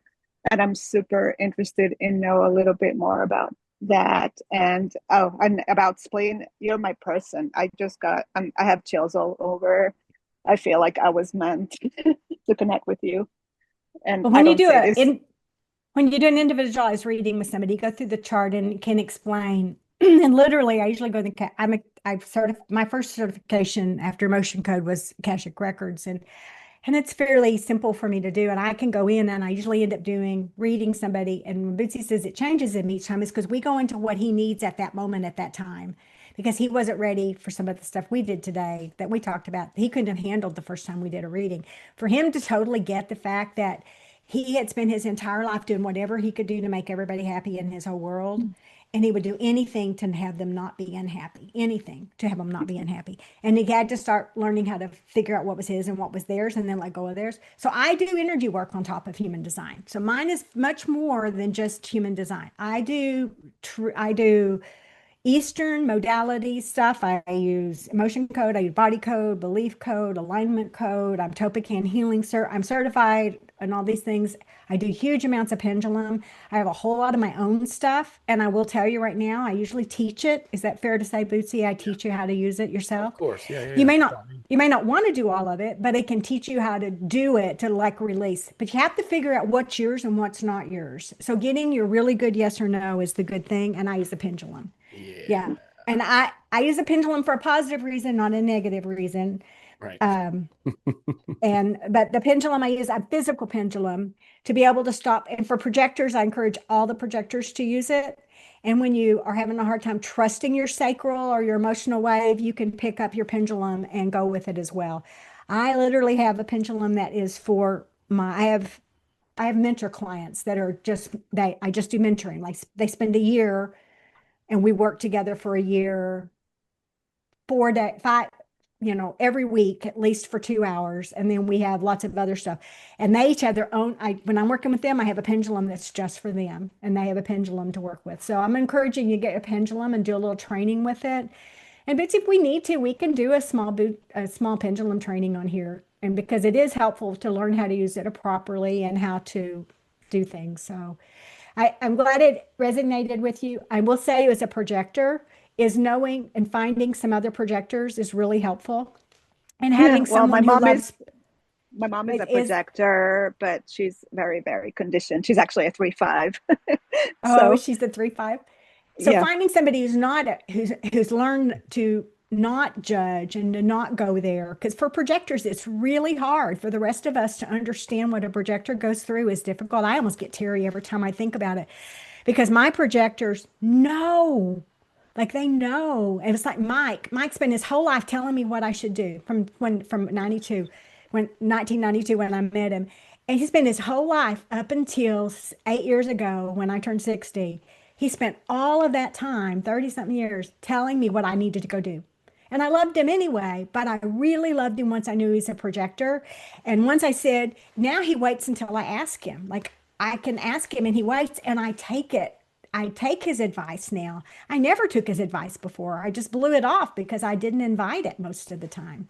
So saying that to you is to stop it. They're truly personalized and there's layers, and to be able to love yourself the way you're designed and to not be critical of it is really, really good. It's a positive thing. But Yeah, thank you for asking. And it's really easier when there's a chart to see, to be able to go through it. But yeah. okay. Thank you. All Thank right. you. Yeah, thank you. It's nice to meet you, Yvette. Welcome to the Nice to group. meet you. Thank Very you. cool. Glad to And, have you. and when you look at when you do your human design and you see your profile numbers, that's how you see the world when you go through and do it. So if you can turn it to the high vibration of what that profile number is, and stop and say, now I want to go there and see this from the higher, because you can, when a person is a 4, they can either stay in safety mode or they can move into the fact that I just need to find my good community that I resonate with, that's I'm safe with. If they can let go of the fact and just say safety is a big deal to me and I'm okay with that, it makes it much Yeah. easier to do. Oh yeah, I'm a Thank you for 5-1, asking. and I've been struggling with the same of just trying to save the whole world, but I'm definitely moving away from that. You know, literally, you're in the right place as a 5-1 with Bootsy, because he totally struggled with this because he had to dig so deep. And he asked himself, why do I have to dig so deep to know this? And you have to finally, sometimes I think I may have given him permission to go ahead and go on with it. You do know enough, it's okay. And you can learn more later. And then he adds on the layers. But sometimes you need that from someone else to be able to do it. So thank you Yeah. for asking that question. It's a really great question, to be honest. So Okay. Thank you. All right. Thank you so much, Yvette. And so Warwick, go on ahead, unmute yourself and let us Sure. have it. Alrighty. Yeah, so yeah, thanks for the intro. I've done some human design kind of work in the past, and it normally ends up in me being totally overwhelmed with information. So so part of my problem is that my mom has passed, and my dad has absolutely no recollection of my actual birth time, and I was born in South Africa, so trying to get a hold of a hospital that actually knows is like impossible. So the time of day is a little kind of wishy-washy for me, and mhm. I have looked at a couple different charts. Do you know of a way to kind of dial in that? Well, the way I do it is that number one is I go in and I run the chart, and then I run all the ranges that are possible for that day. And it'll Hmm. usually give me up to 12 different ranges that are available. So it'll do it in like 2-hour sequences. It'll run every chart for that day in every 2 hours, and it'll run that. Hmm. Then I go through and I look at the profile numbers. And as I look at those profile numbers, I'll stop and say, I'll usually ask the client, number one on it is that, like, if you dig deep, or if you're a trial and error person. You see what I'm getting at? You sort of know some of them. You can sort of see, like you realize as a person, and I would send a list of questions to them or get on a Zoom call and just ask them some questions to stop and say, where is it? And it's often helpful if there's somebody who loves them a lot, who loves them, not just because they're a friend or whatever, but they truly love them for who they are, can stop and look at those questions, because they can often tell you that is, oh yeah, you take things in and integrate it and you don't talk until you speak. My niece is a 6'2", and when we were doing her chart, I knew what time she was born approximately, because of the fact that she was my niece, and I knew when she was born it was between 10 and noon, but I didn't know the exact time. And her mother is not into any of this and is never going to tell her, and it's not on her birth certificate. And so when we ran her chart, we went through and I ran it, and then I asked her the questions, but she totally got the fact that she was a 2, but she did not get her 6. And I could see her 6 real easily because she experimented and tried all these different things all the way through until she hit 30. And when she hit 30, she had a whole big Saturn return that was a blow up that was beyond blow ups. She was definitely a 6, and it was easy to see it. So her options on the chart gave me a lot of information. And then you can ask questions about it, and that person can usually figure it out. Gotcha. So, I do biogeometry work, and I think I dialed in the correct kind of time using that. uh-huh. A general challenge that I have found, specifically like a conflict that I ran into with someone who is a projector, and comes from this like a strong belief system that they need to be invited. But what I found was that some projectors, or specifically this particular person, it almost was using it as a crutch Excuse. for lack of initiative, right? So it Right. was so they were a business partner, and we founders of a business generally take initiative, right? And so like after a while, it's like, what is going on here? Why am I doing all the work? It's like, well, I'm a projector. I need to be invited. And I'm like, Well, okay, well, and I that's will fine. say on it, I want to give credit where credit is due, because you're correct that using it as a crutch or as an excuse is not the right way to do it. And there are lots of ways invitations show up. So my projector, that one that when she had talked about wanting to have a home and do all this and all the stuff that went with it. Her husband's a generator. There had been like flyers show up at the house, all kinds of stuff and things that went on it. And I did a relationship chart with them, and their relationship chart pretty much showed up. So for her, she needed that invitation, but her generator husband had already had seen things show up in the environment. So that was a relationship.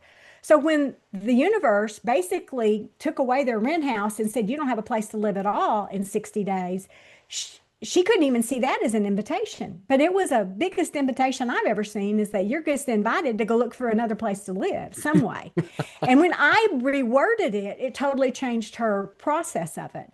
So your projector may not be in the highest vibration, and using it as an excuse isn't that. There is a book that I would encourage you to read, or him if that person is still in your life, and it is called Being an Empowered Projector. And Okay. Evelyn Levinson wrote it. Do you know it? I don't actually. She's also a great reader. And I am going to say that I know her personally. And I learned a lot about projectors through my retreats with her that would last 8 to 10 days of experiencing a projector that was in high vibration for 8 to 10 days, and how she was able to show initiative because her invitations came in so many variety of ways, and this book talks about it. Is that helpful for you? Am I answering your question? Yeah, no, that is helpful, especially because my wife is also a projector, and we're always I don't have I've got all of my centers are filled except for two, and I'm a 5/1 as well, so the I So generally drive7 centers from. defined. So what, how many centers does your projector wife have? She has, I'll say now, she has four.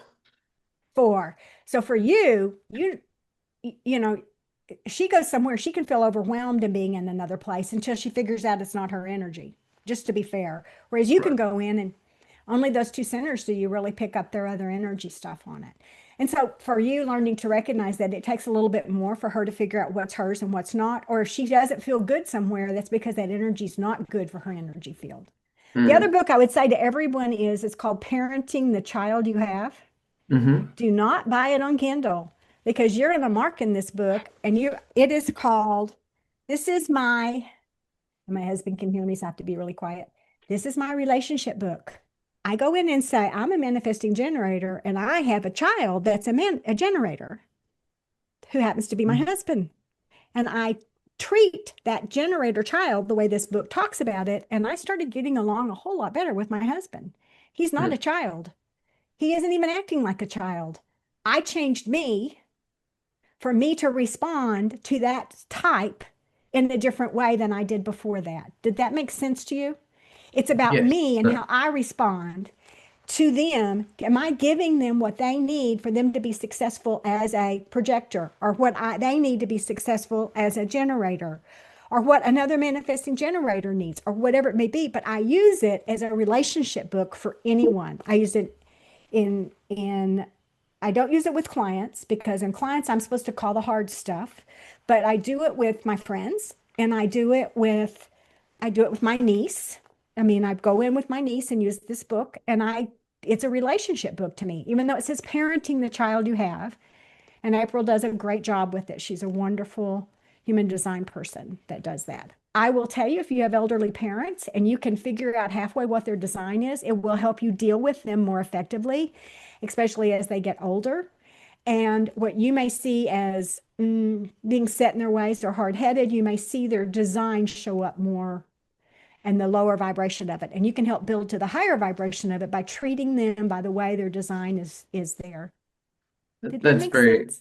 yeah, that's very helpful. And sorry, Stephanie, I see you got your hand up, and I'm kind of hogging but No, we're my okay. last question was just about the overlap between this information and transurfing. I'm Mhm. still pretty new to transurfing, but uh, the two, the one, the human design, it seems like many of these aspects, specifically me, because I have an emotional wave, right? You've got this kind of like, I'll say, passive kind of, like, don't react, but I'm a yeah, I'm a manifesting generator, 5-1, and I'm like, I'm very much like, once I lock onto it, like, it's a go. You know, That's the right. the and so with transurfing, I'm getting the impression that I'm getting is like, it comes down to clarity of intention, right? And but it Of seems like your a very, intention, what's that? Yeah, clarity of your own personal intention. But correct. to do that, you got to know what's your energy and what's somebody else's energy. So for those open centers, you got to make sure you're not doing somebody else's willpower or somebody else's vision. Like, like, okay, for Bootsy, when he first started working, there's all these gurus in the world. No offense to gurus, because I think of guru as Bootsy as my reality transurfing guru. But there's these people in the world who say, this is how you must do everything.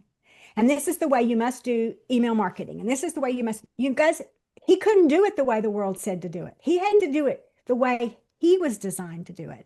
And he had all this stuff show up. And when he let go that somebody else was the authority over how he did his life, then he was able to do it. So the whole part on pendulums, when you have open centers, you get pulled into pendulums really fast because you'll do whatever you can to not feel that energy. Like you'll get pulled in and stay with one side or the other.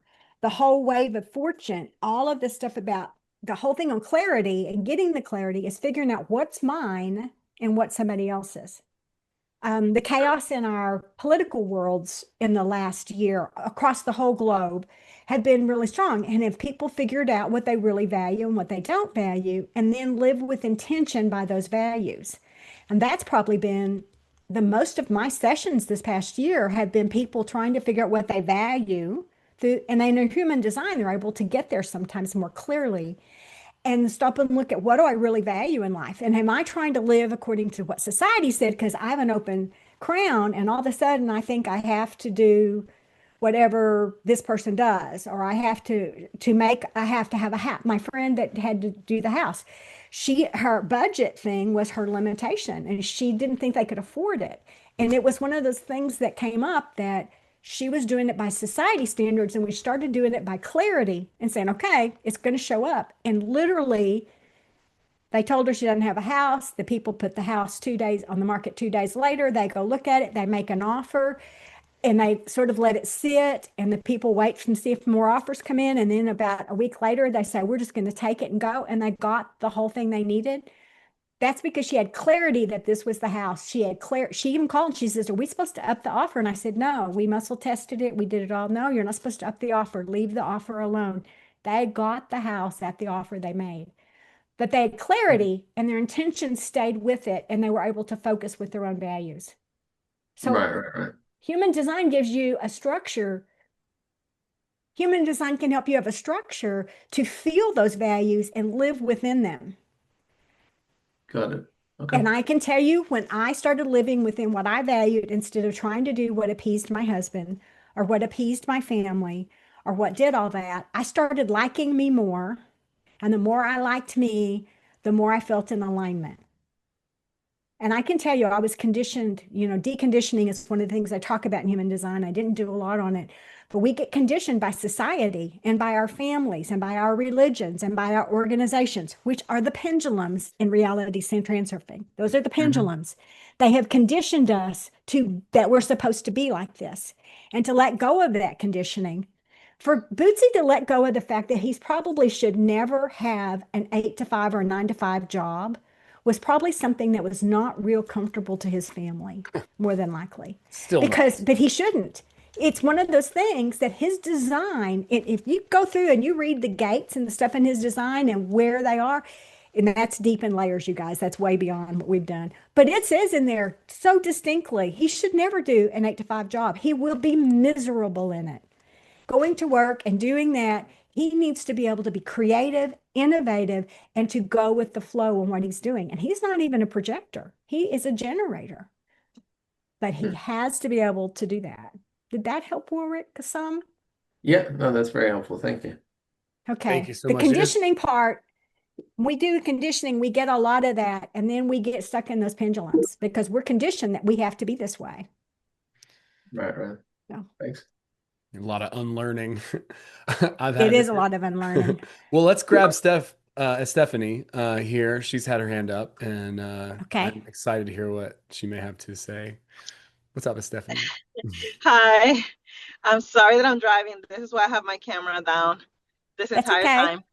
But please excuse my ignorance just because I am new to this human design. It is something that I heard a while ago, and this person had a life-changing experience, and I could never really find any information about it.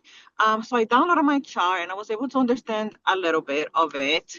And my question truly is if we supposed to work with the aspects that it benefit us, but are we supposed to also overcome some things? And the reason why I asked is because in my chart, it came up that I am someone that wants to help the world. And truly, it is. It has been something that was paralyzing to me. And thanks to transurfing reality, I was able to overcome that. And now my life has improved a lot more when I let go of that desire to truly embrace everyone and help everyone and just, go out of my way to help other people. Now that I stepped away from that, and of course I still help, but not as I used to before. And I was able to remove that emotional desire that I had, again, thanks to Vadim. My life has turned out better. So are we supposed to use some of these things, aspects of the chart, to help us go basically with the wind instead of against it and overcome other things in So it? if you use your chart, you can find a way to feel in alignment as you move through these things versus fighting and going upstream. So I don't know if Bootsy's still doing, are you still doing the river raft stuff in the summers? Well, I'm not anymore. I'm going up for But- fun, but I'm not doing it. So a few years ago, Bootsy went in and did river rafting as a guide. I'm going to brag a little. I think it was a level 4. Well, yeah, I did the Golly River. River. I'm going to the Golly. Yeah. Fun, So- yeah, I did a bunch of. I did it for But like going from one point to another point on that stream, and I think it was one of his big things he needed to get was that you're always going to go with the flow. And if you go against the flow, you're going to fight it, you're going to get worn out and exhausted. And he would come home sometimes for his 45-minute drive, and he might call, and we would sit and we would talk. And it would be like this aha moment of I'm going against the flow in my life. And the flow's taking me here, but it's not the most direct way to my place I want to be. But I need to go here so I get to do what I need to do to get to the next place. So human design helps you learn how to figure out your own flow and what works with it. And it is helpful for you to recognize that there are some, and it does, there are things we came to do. We came in this human body as souls. We are in this human body to have some kind of a human experience. And we are either here to contribute to somebody else's life or to contribute to the world or a combination. And as we get ready to do that, everything I do is not for me. There are things I do that were for Bootsy. There were things that he has done that were for me. There were things that I have done that have been for clients that I'll never see again, but it changed their life and they're going to go do something later. There's going to be things I learned from somebody rejecting me that I needed to learn. That person was not to be in my life, or I couldn't have moved forward with the flow. What I found with human design is it's helped me be able to stop and go with the flow more and quit getting mad instead of being the victim. Instead of being the victim of it, I could have been the victim of my first husband for a really long time. I could have been the victim of being paralyzed. And I read that one, I read this listing prophecy to get through. When I became the victim because I couldn't find a job because I was so doggone overqualified and I'd made too much money and I was whatever, and I was female, to be honest with you, in Oklahoma, in a state that that males got big jobs and females did not, even though it was not that long ago. I can tell you that reality transurfing is what helped me see how to flow that better and to quit being the victim in it. Because I was the victim before I started listening to that YouTube channel. I was the victim beyond the victim, and I was mad. And the thing that knocked me out of it was when I had that near-death experience, and then I hunted. I went hunting for something to help me get through this because I told Mike, God's not going to let me die until I get done what I have to get done. So will you help me get it done so I can die? That was my whole goal. That was my whole goal. And Bootsy's YouTube channel helped me see that really wasn't my goal, but that was the reason I started the search. So my flow to start the search got me there, and then it moved me beyond to where I've been able to help so many people. I'm a big believer in relationship charts to understand how your relationship dynamics are with each other and to be able to love them. So as you say that, I do think that your chart has, where it's open, we're here to learn. Where it's defined, you're here, you have some set stuff you're going to do. Does not mean everything's going to be easy, and it doesn't mean life's going to be perfect. I can tell you, since Bootsy has known me, I've had a major health issue happen in my life that I was mad when it happened. I was angry when it happened. Do you think it's okay to talk about it, Bootsy, or I no? am fine with it. I was mad too. I'm fine with you. I did on March 1st, 2021, and I almost died that day. I have almost died so many times since that date that you cannot describe. I was guided 100% in alignment to take, and I was mad the first 9 months. As my hair fell out, my eyelashes, my eyebrows, my skin came off my body, the heart condition where I couldn't walk across the room, and cysts covered all my organs. My body was covered in a rash that was unbelievable. I was sicker than sick, and I really did want to die because the pain was so bad. And I finally got out of victim mode on December 21st, 2021, when it was time for the winter solstice. And I went in and I said, this is just not working. I can't heal this. What's this about? And I stopped doing what I was doing and I quit being the victim. And I said, maybe there's something I'm supposed to do different.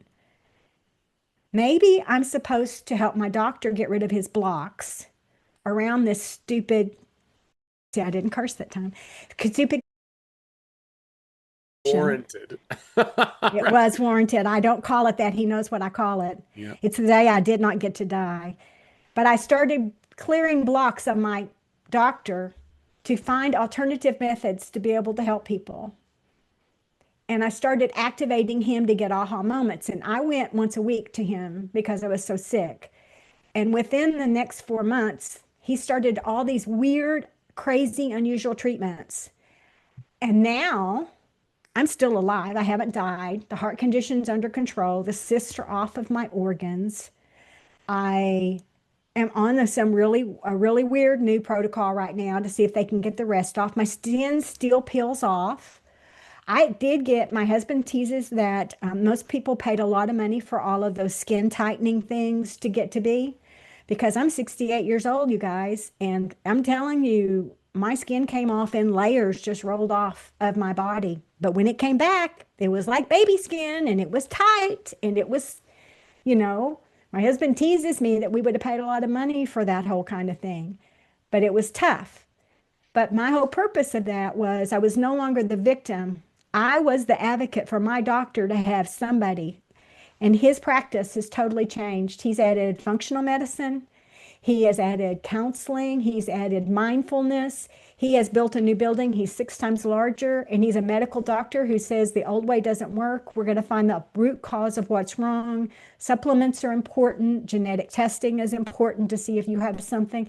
And he goes and he sits to me and he says to me every time I'm there, "You changed my world." He'd been my patient for 20 plus years. He said, "You were perfectly healthy and had a physical 1 month before the of which you were like a 20-year-old body, and then you were almost dead." He said, "You, all of the things you've tried that have worked and helped have gone all over the world." And people call me, and he says, "No, I can't write anything, but you're my case study." He says, "People don't know your name, but you have saved hundreds of thousands of people by going through protocols during those first months that nobody else would have done because you didn't care if you died." And I didn't.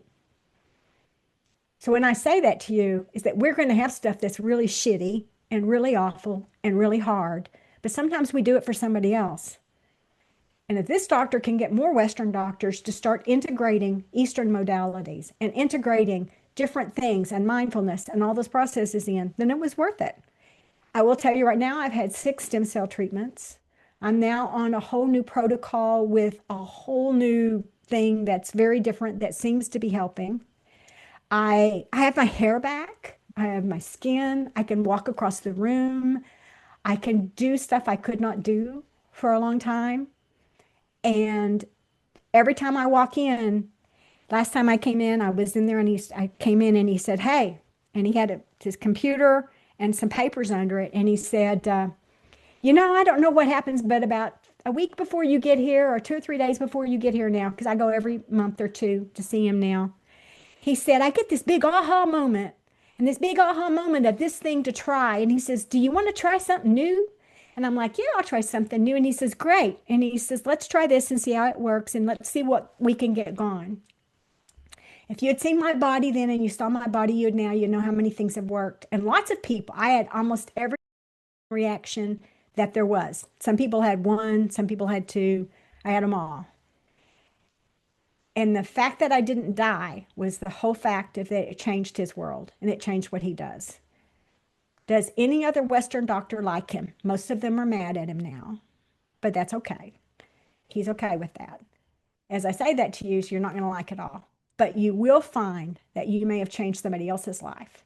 So I'm here in the human body this time for this incarnation, but all of it wasn't for my experiences. Sometimes it was for others. And sometimes it was for me to grow and learn. I had to embrace. Somebody asked on the questions, is there any other points or gates for intuition? Gate 22 is a huge intuition gate, by the way, as well as gate 57. There are others, but those are the 2 bigger ones. And I have gate 22. And gate 22 has always given me fits when I go through a transit with it.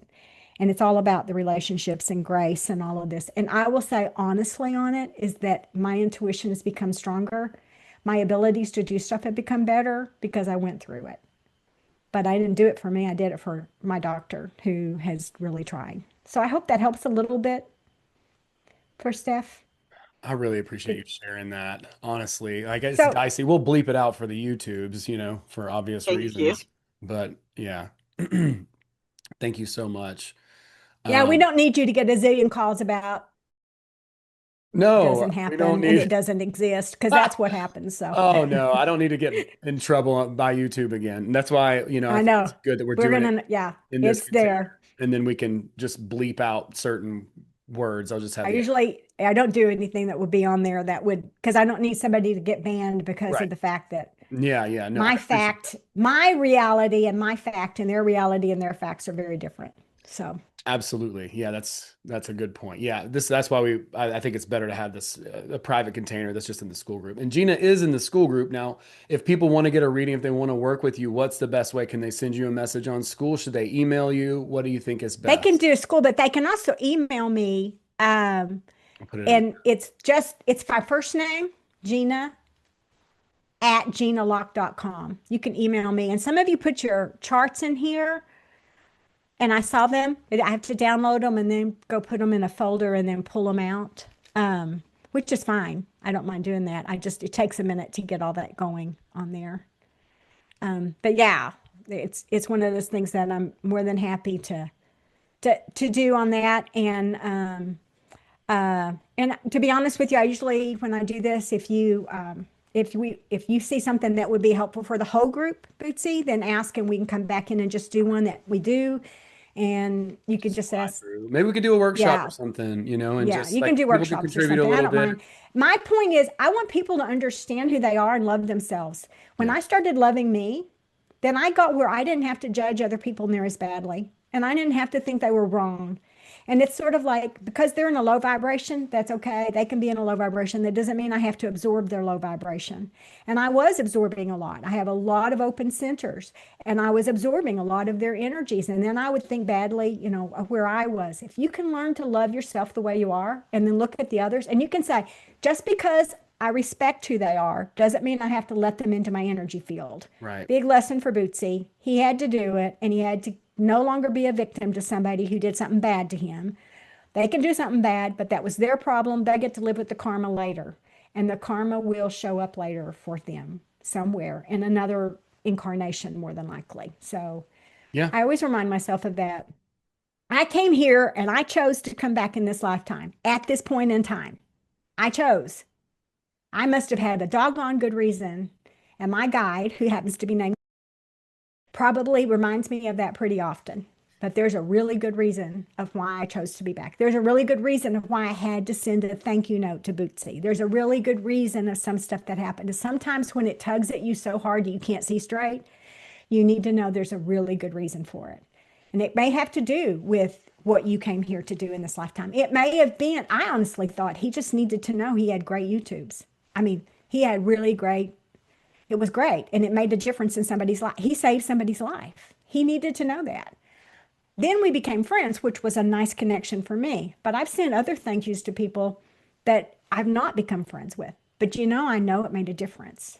And I know it helped them. So I needed it so much too at the time. I mean, sometimes we just need a little bit of validation from the external world. We feel so isolated, especially during that time, because we met was like he had the shut world down. was shut down, right? Like there's no one around you. The grocery store was it, right? Like that's going out. Going out was going to the grocery store.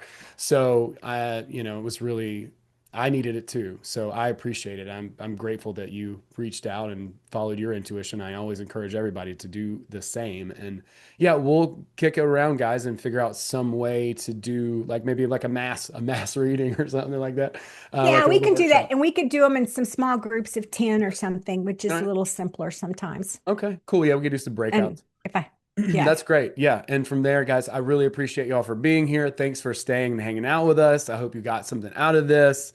And please share your wins for Wednesday Oh, in the group. Somebody asked a question Okay. on ChatGPT. Take about 80% of what ChatGPT says is okay. And about 20% of it is super screwed up. So when you get in there to read it and you get there to do it, there are different types of human design things. So the guy who writes this book, this one, his What's that name's one called? Sheekan. He does evolutionary. Karen Curry Parker does quantum. Ra does traditional. There's another one there's different ones that have them. They have different vocabularies and they have different stuff. The vocabulary is what may be, but Chat GPT gets it all messed up and changes the words and makes it sound different than it is. So you can take about 80% of it and attune it, but ask more questions of it if you do it.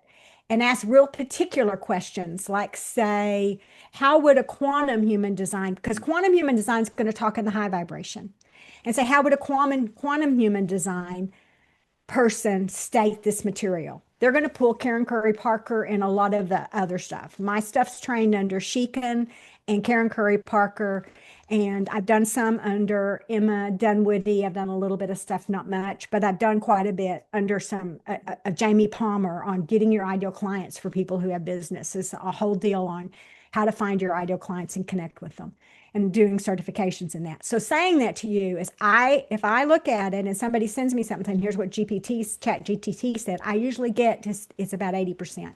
So take it with a grain of salt. Mm-hmm. It doesn't mean you ignore it, but take it with a grain of salt.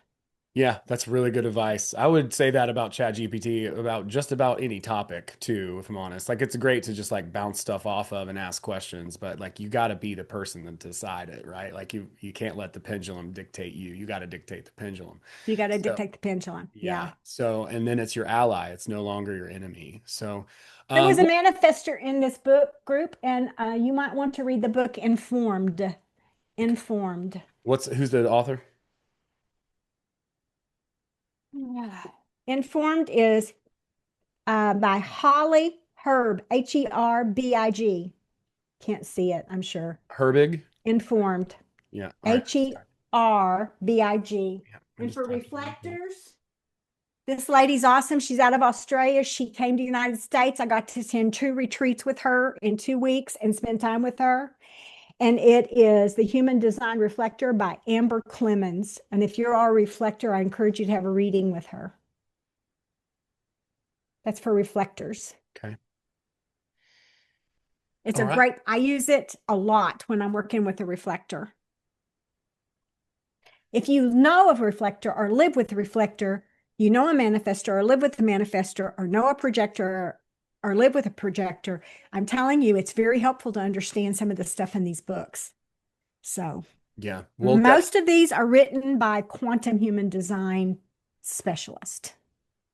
We'll definitely do something again. Jeana, I cannot thank you enough. Like, unbelievable. Like, I learned a lot, and I think everyone, I mean, we had like 25 people. Will you save the chat for me so I can pull their charts off here? Yep. And then I can send the info back to you, and then you can email it to them.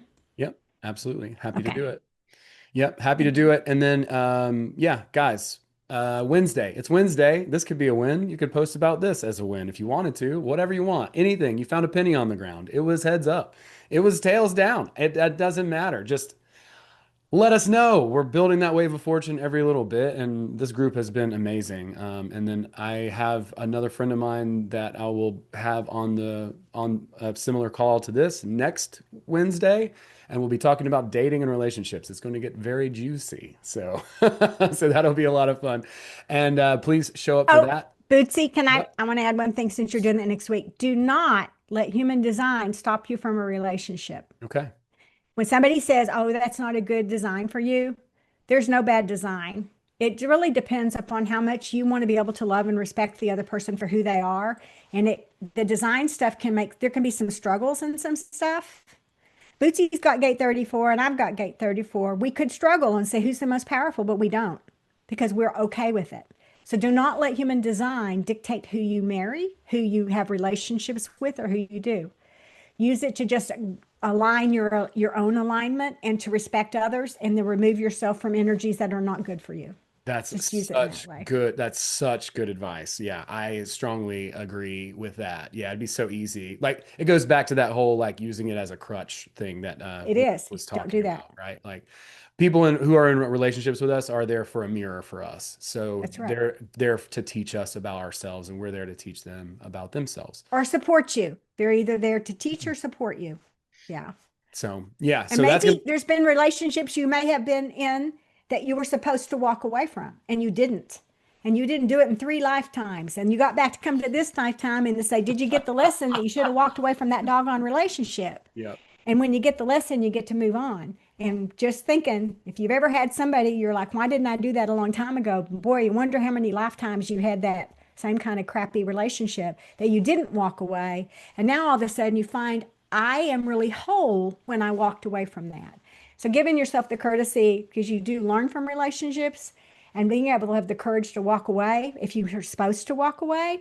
And boy, I'm telling you, your authority is really good for that. So it's not a crutch. It's just an asset to support you in your journey, just like energy healing, just like reality transurfing. It's not a one standalone thing. I never make it that way. I So. love it. Yep, that's great. Well, thank you again so very much. Everybody, thanks for being a part of the group. Really appreciate you. Thanks for coming. Thanks for hanging. I'm going to send the chat over to Jeana, and then, yeah, just thank her when you have some Thank you. time for her time and her wisdom. I appreciate it. And I will see you all around the group very, very soon. Looking forward to seeing all the comments about Wednesday. It's my favorite day. Let's get after it.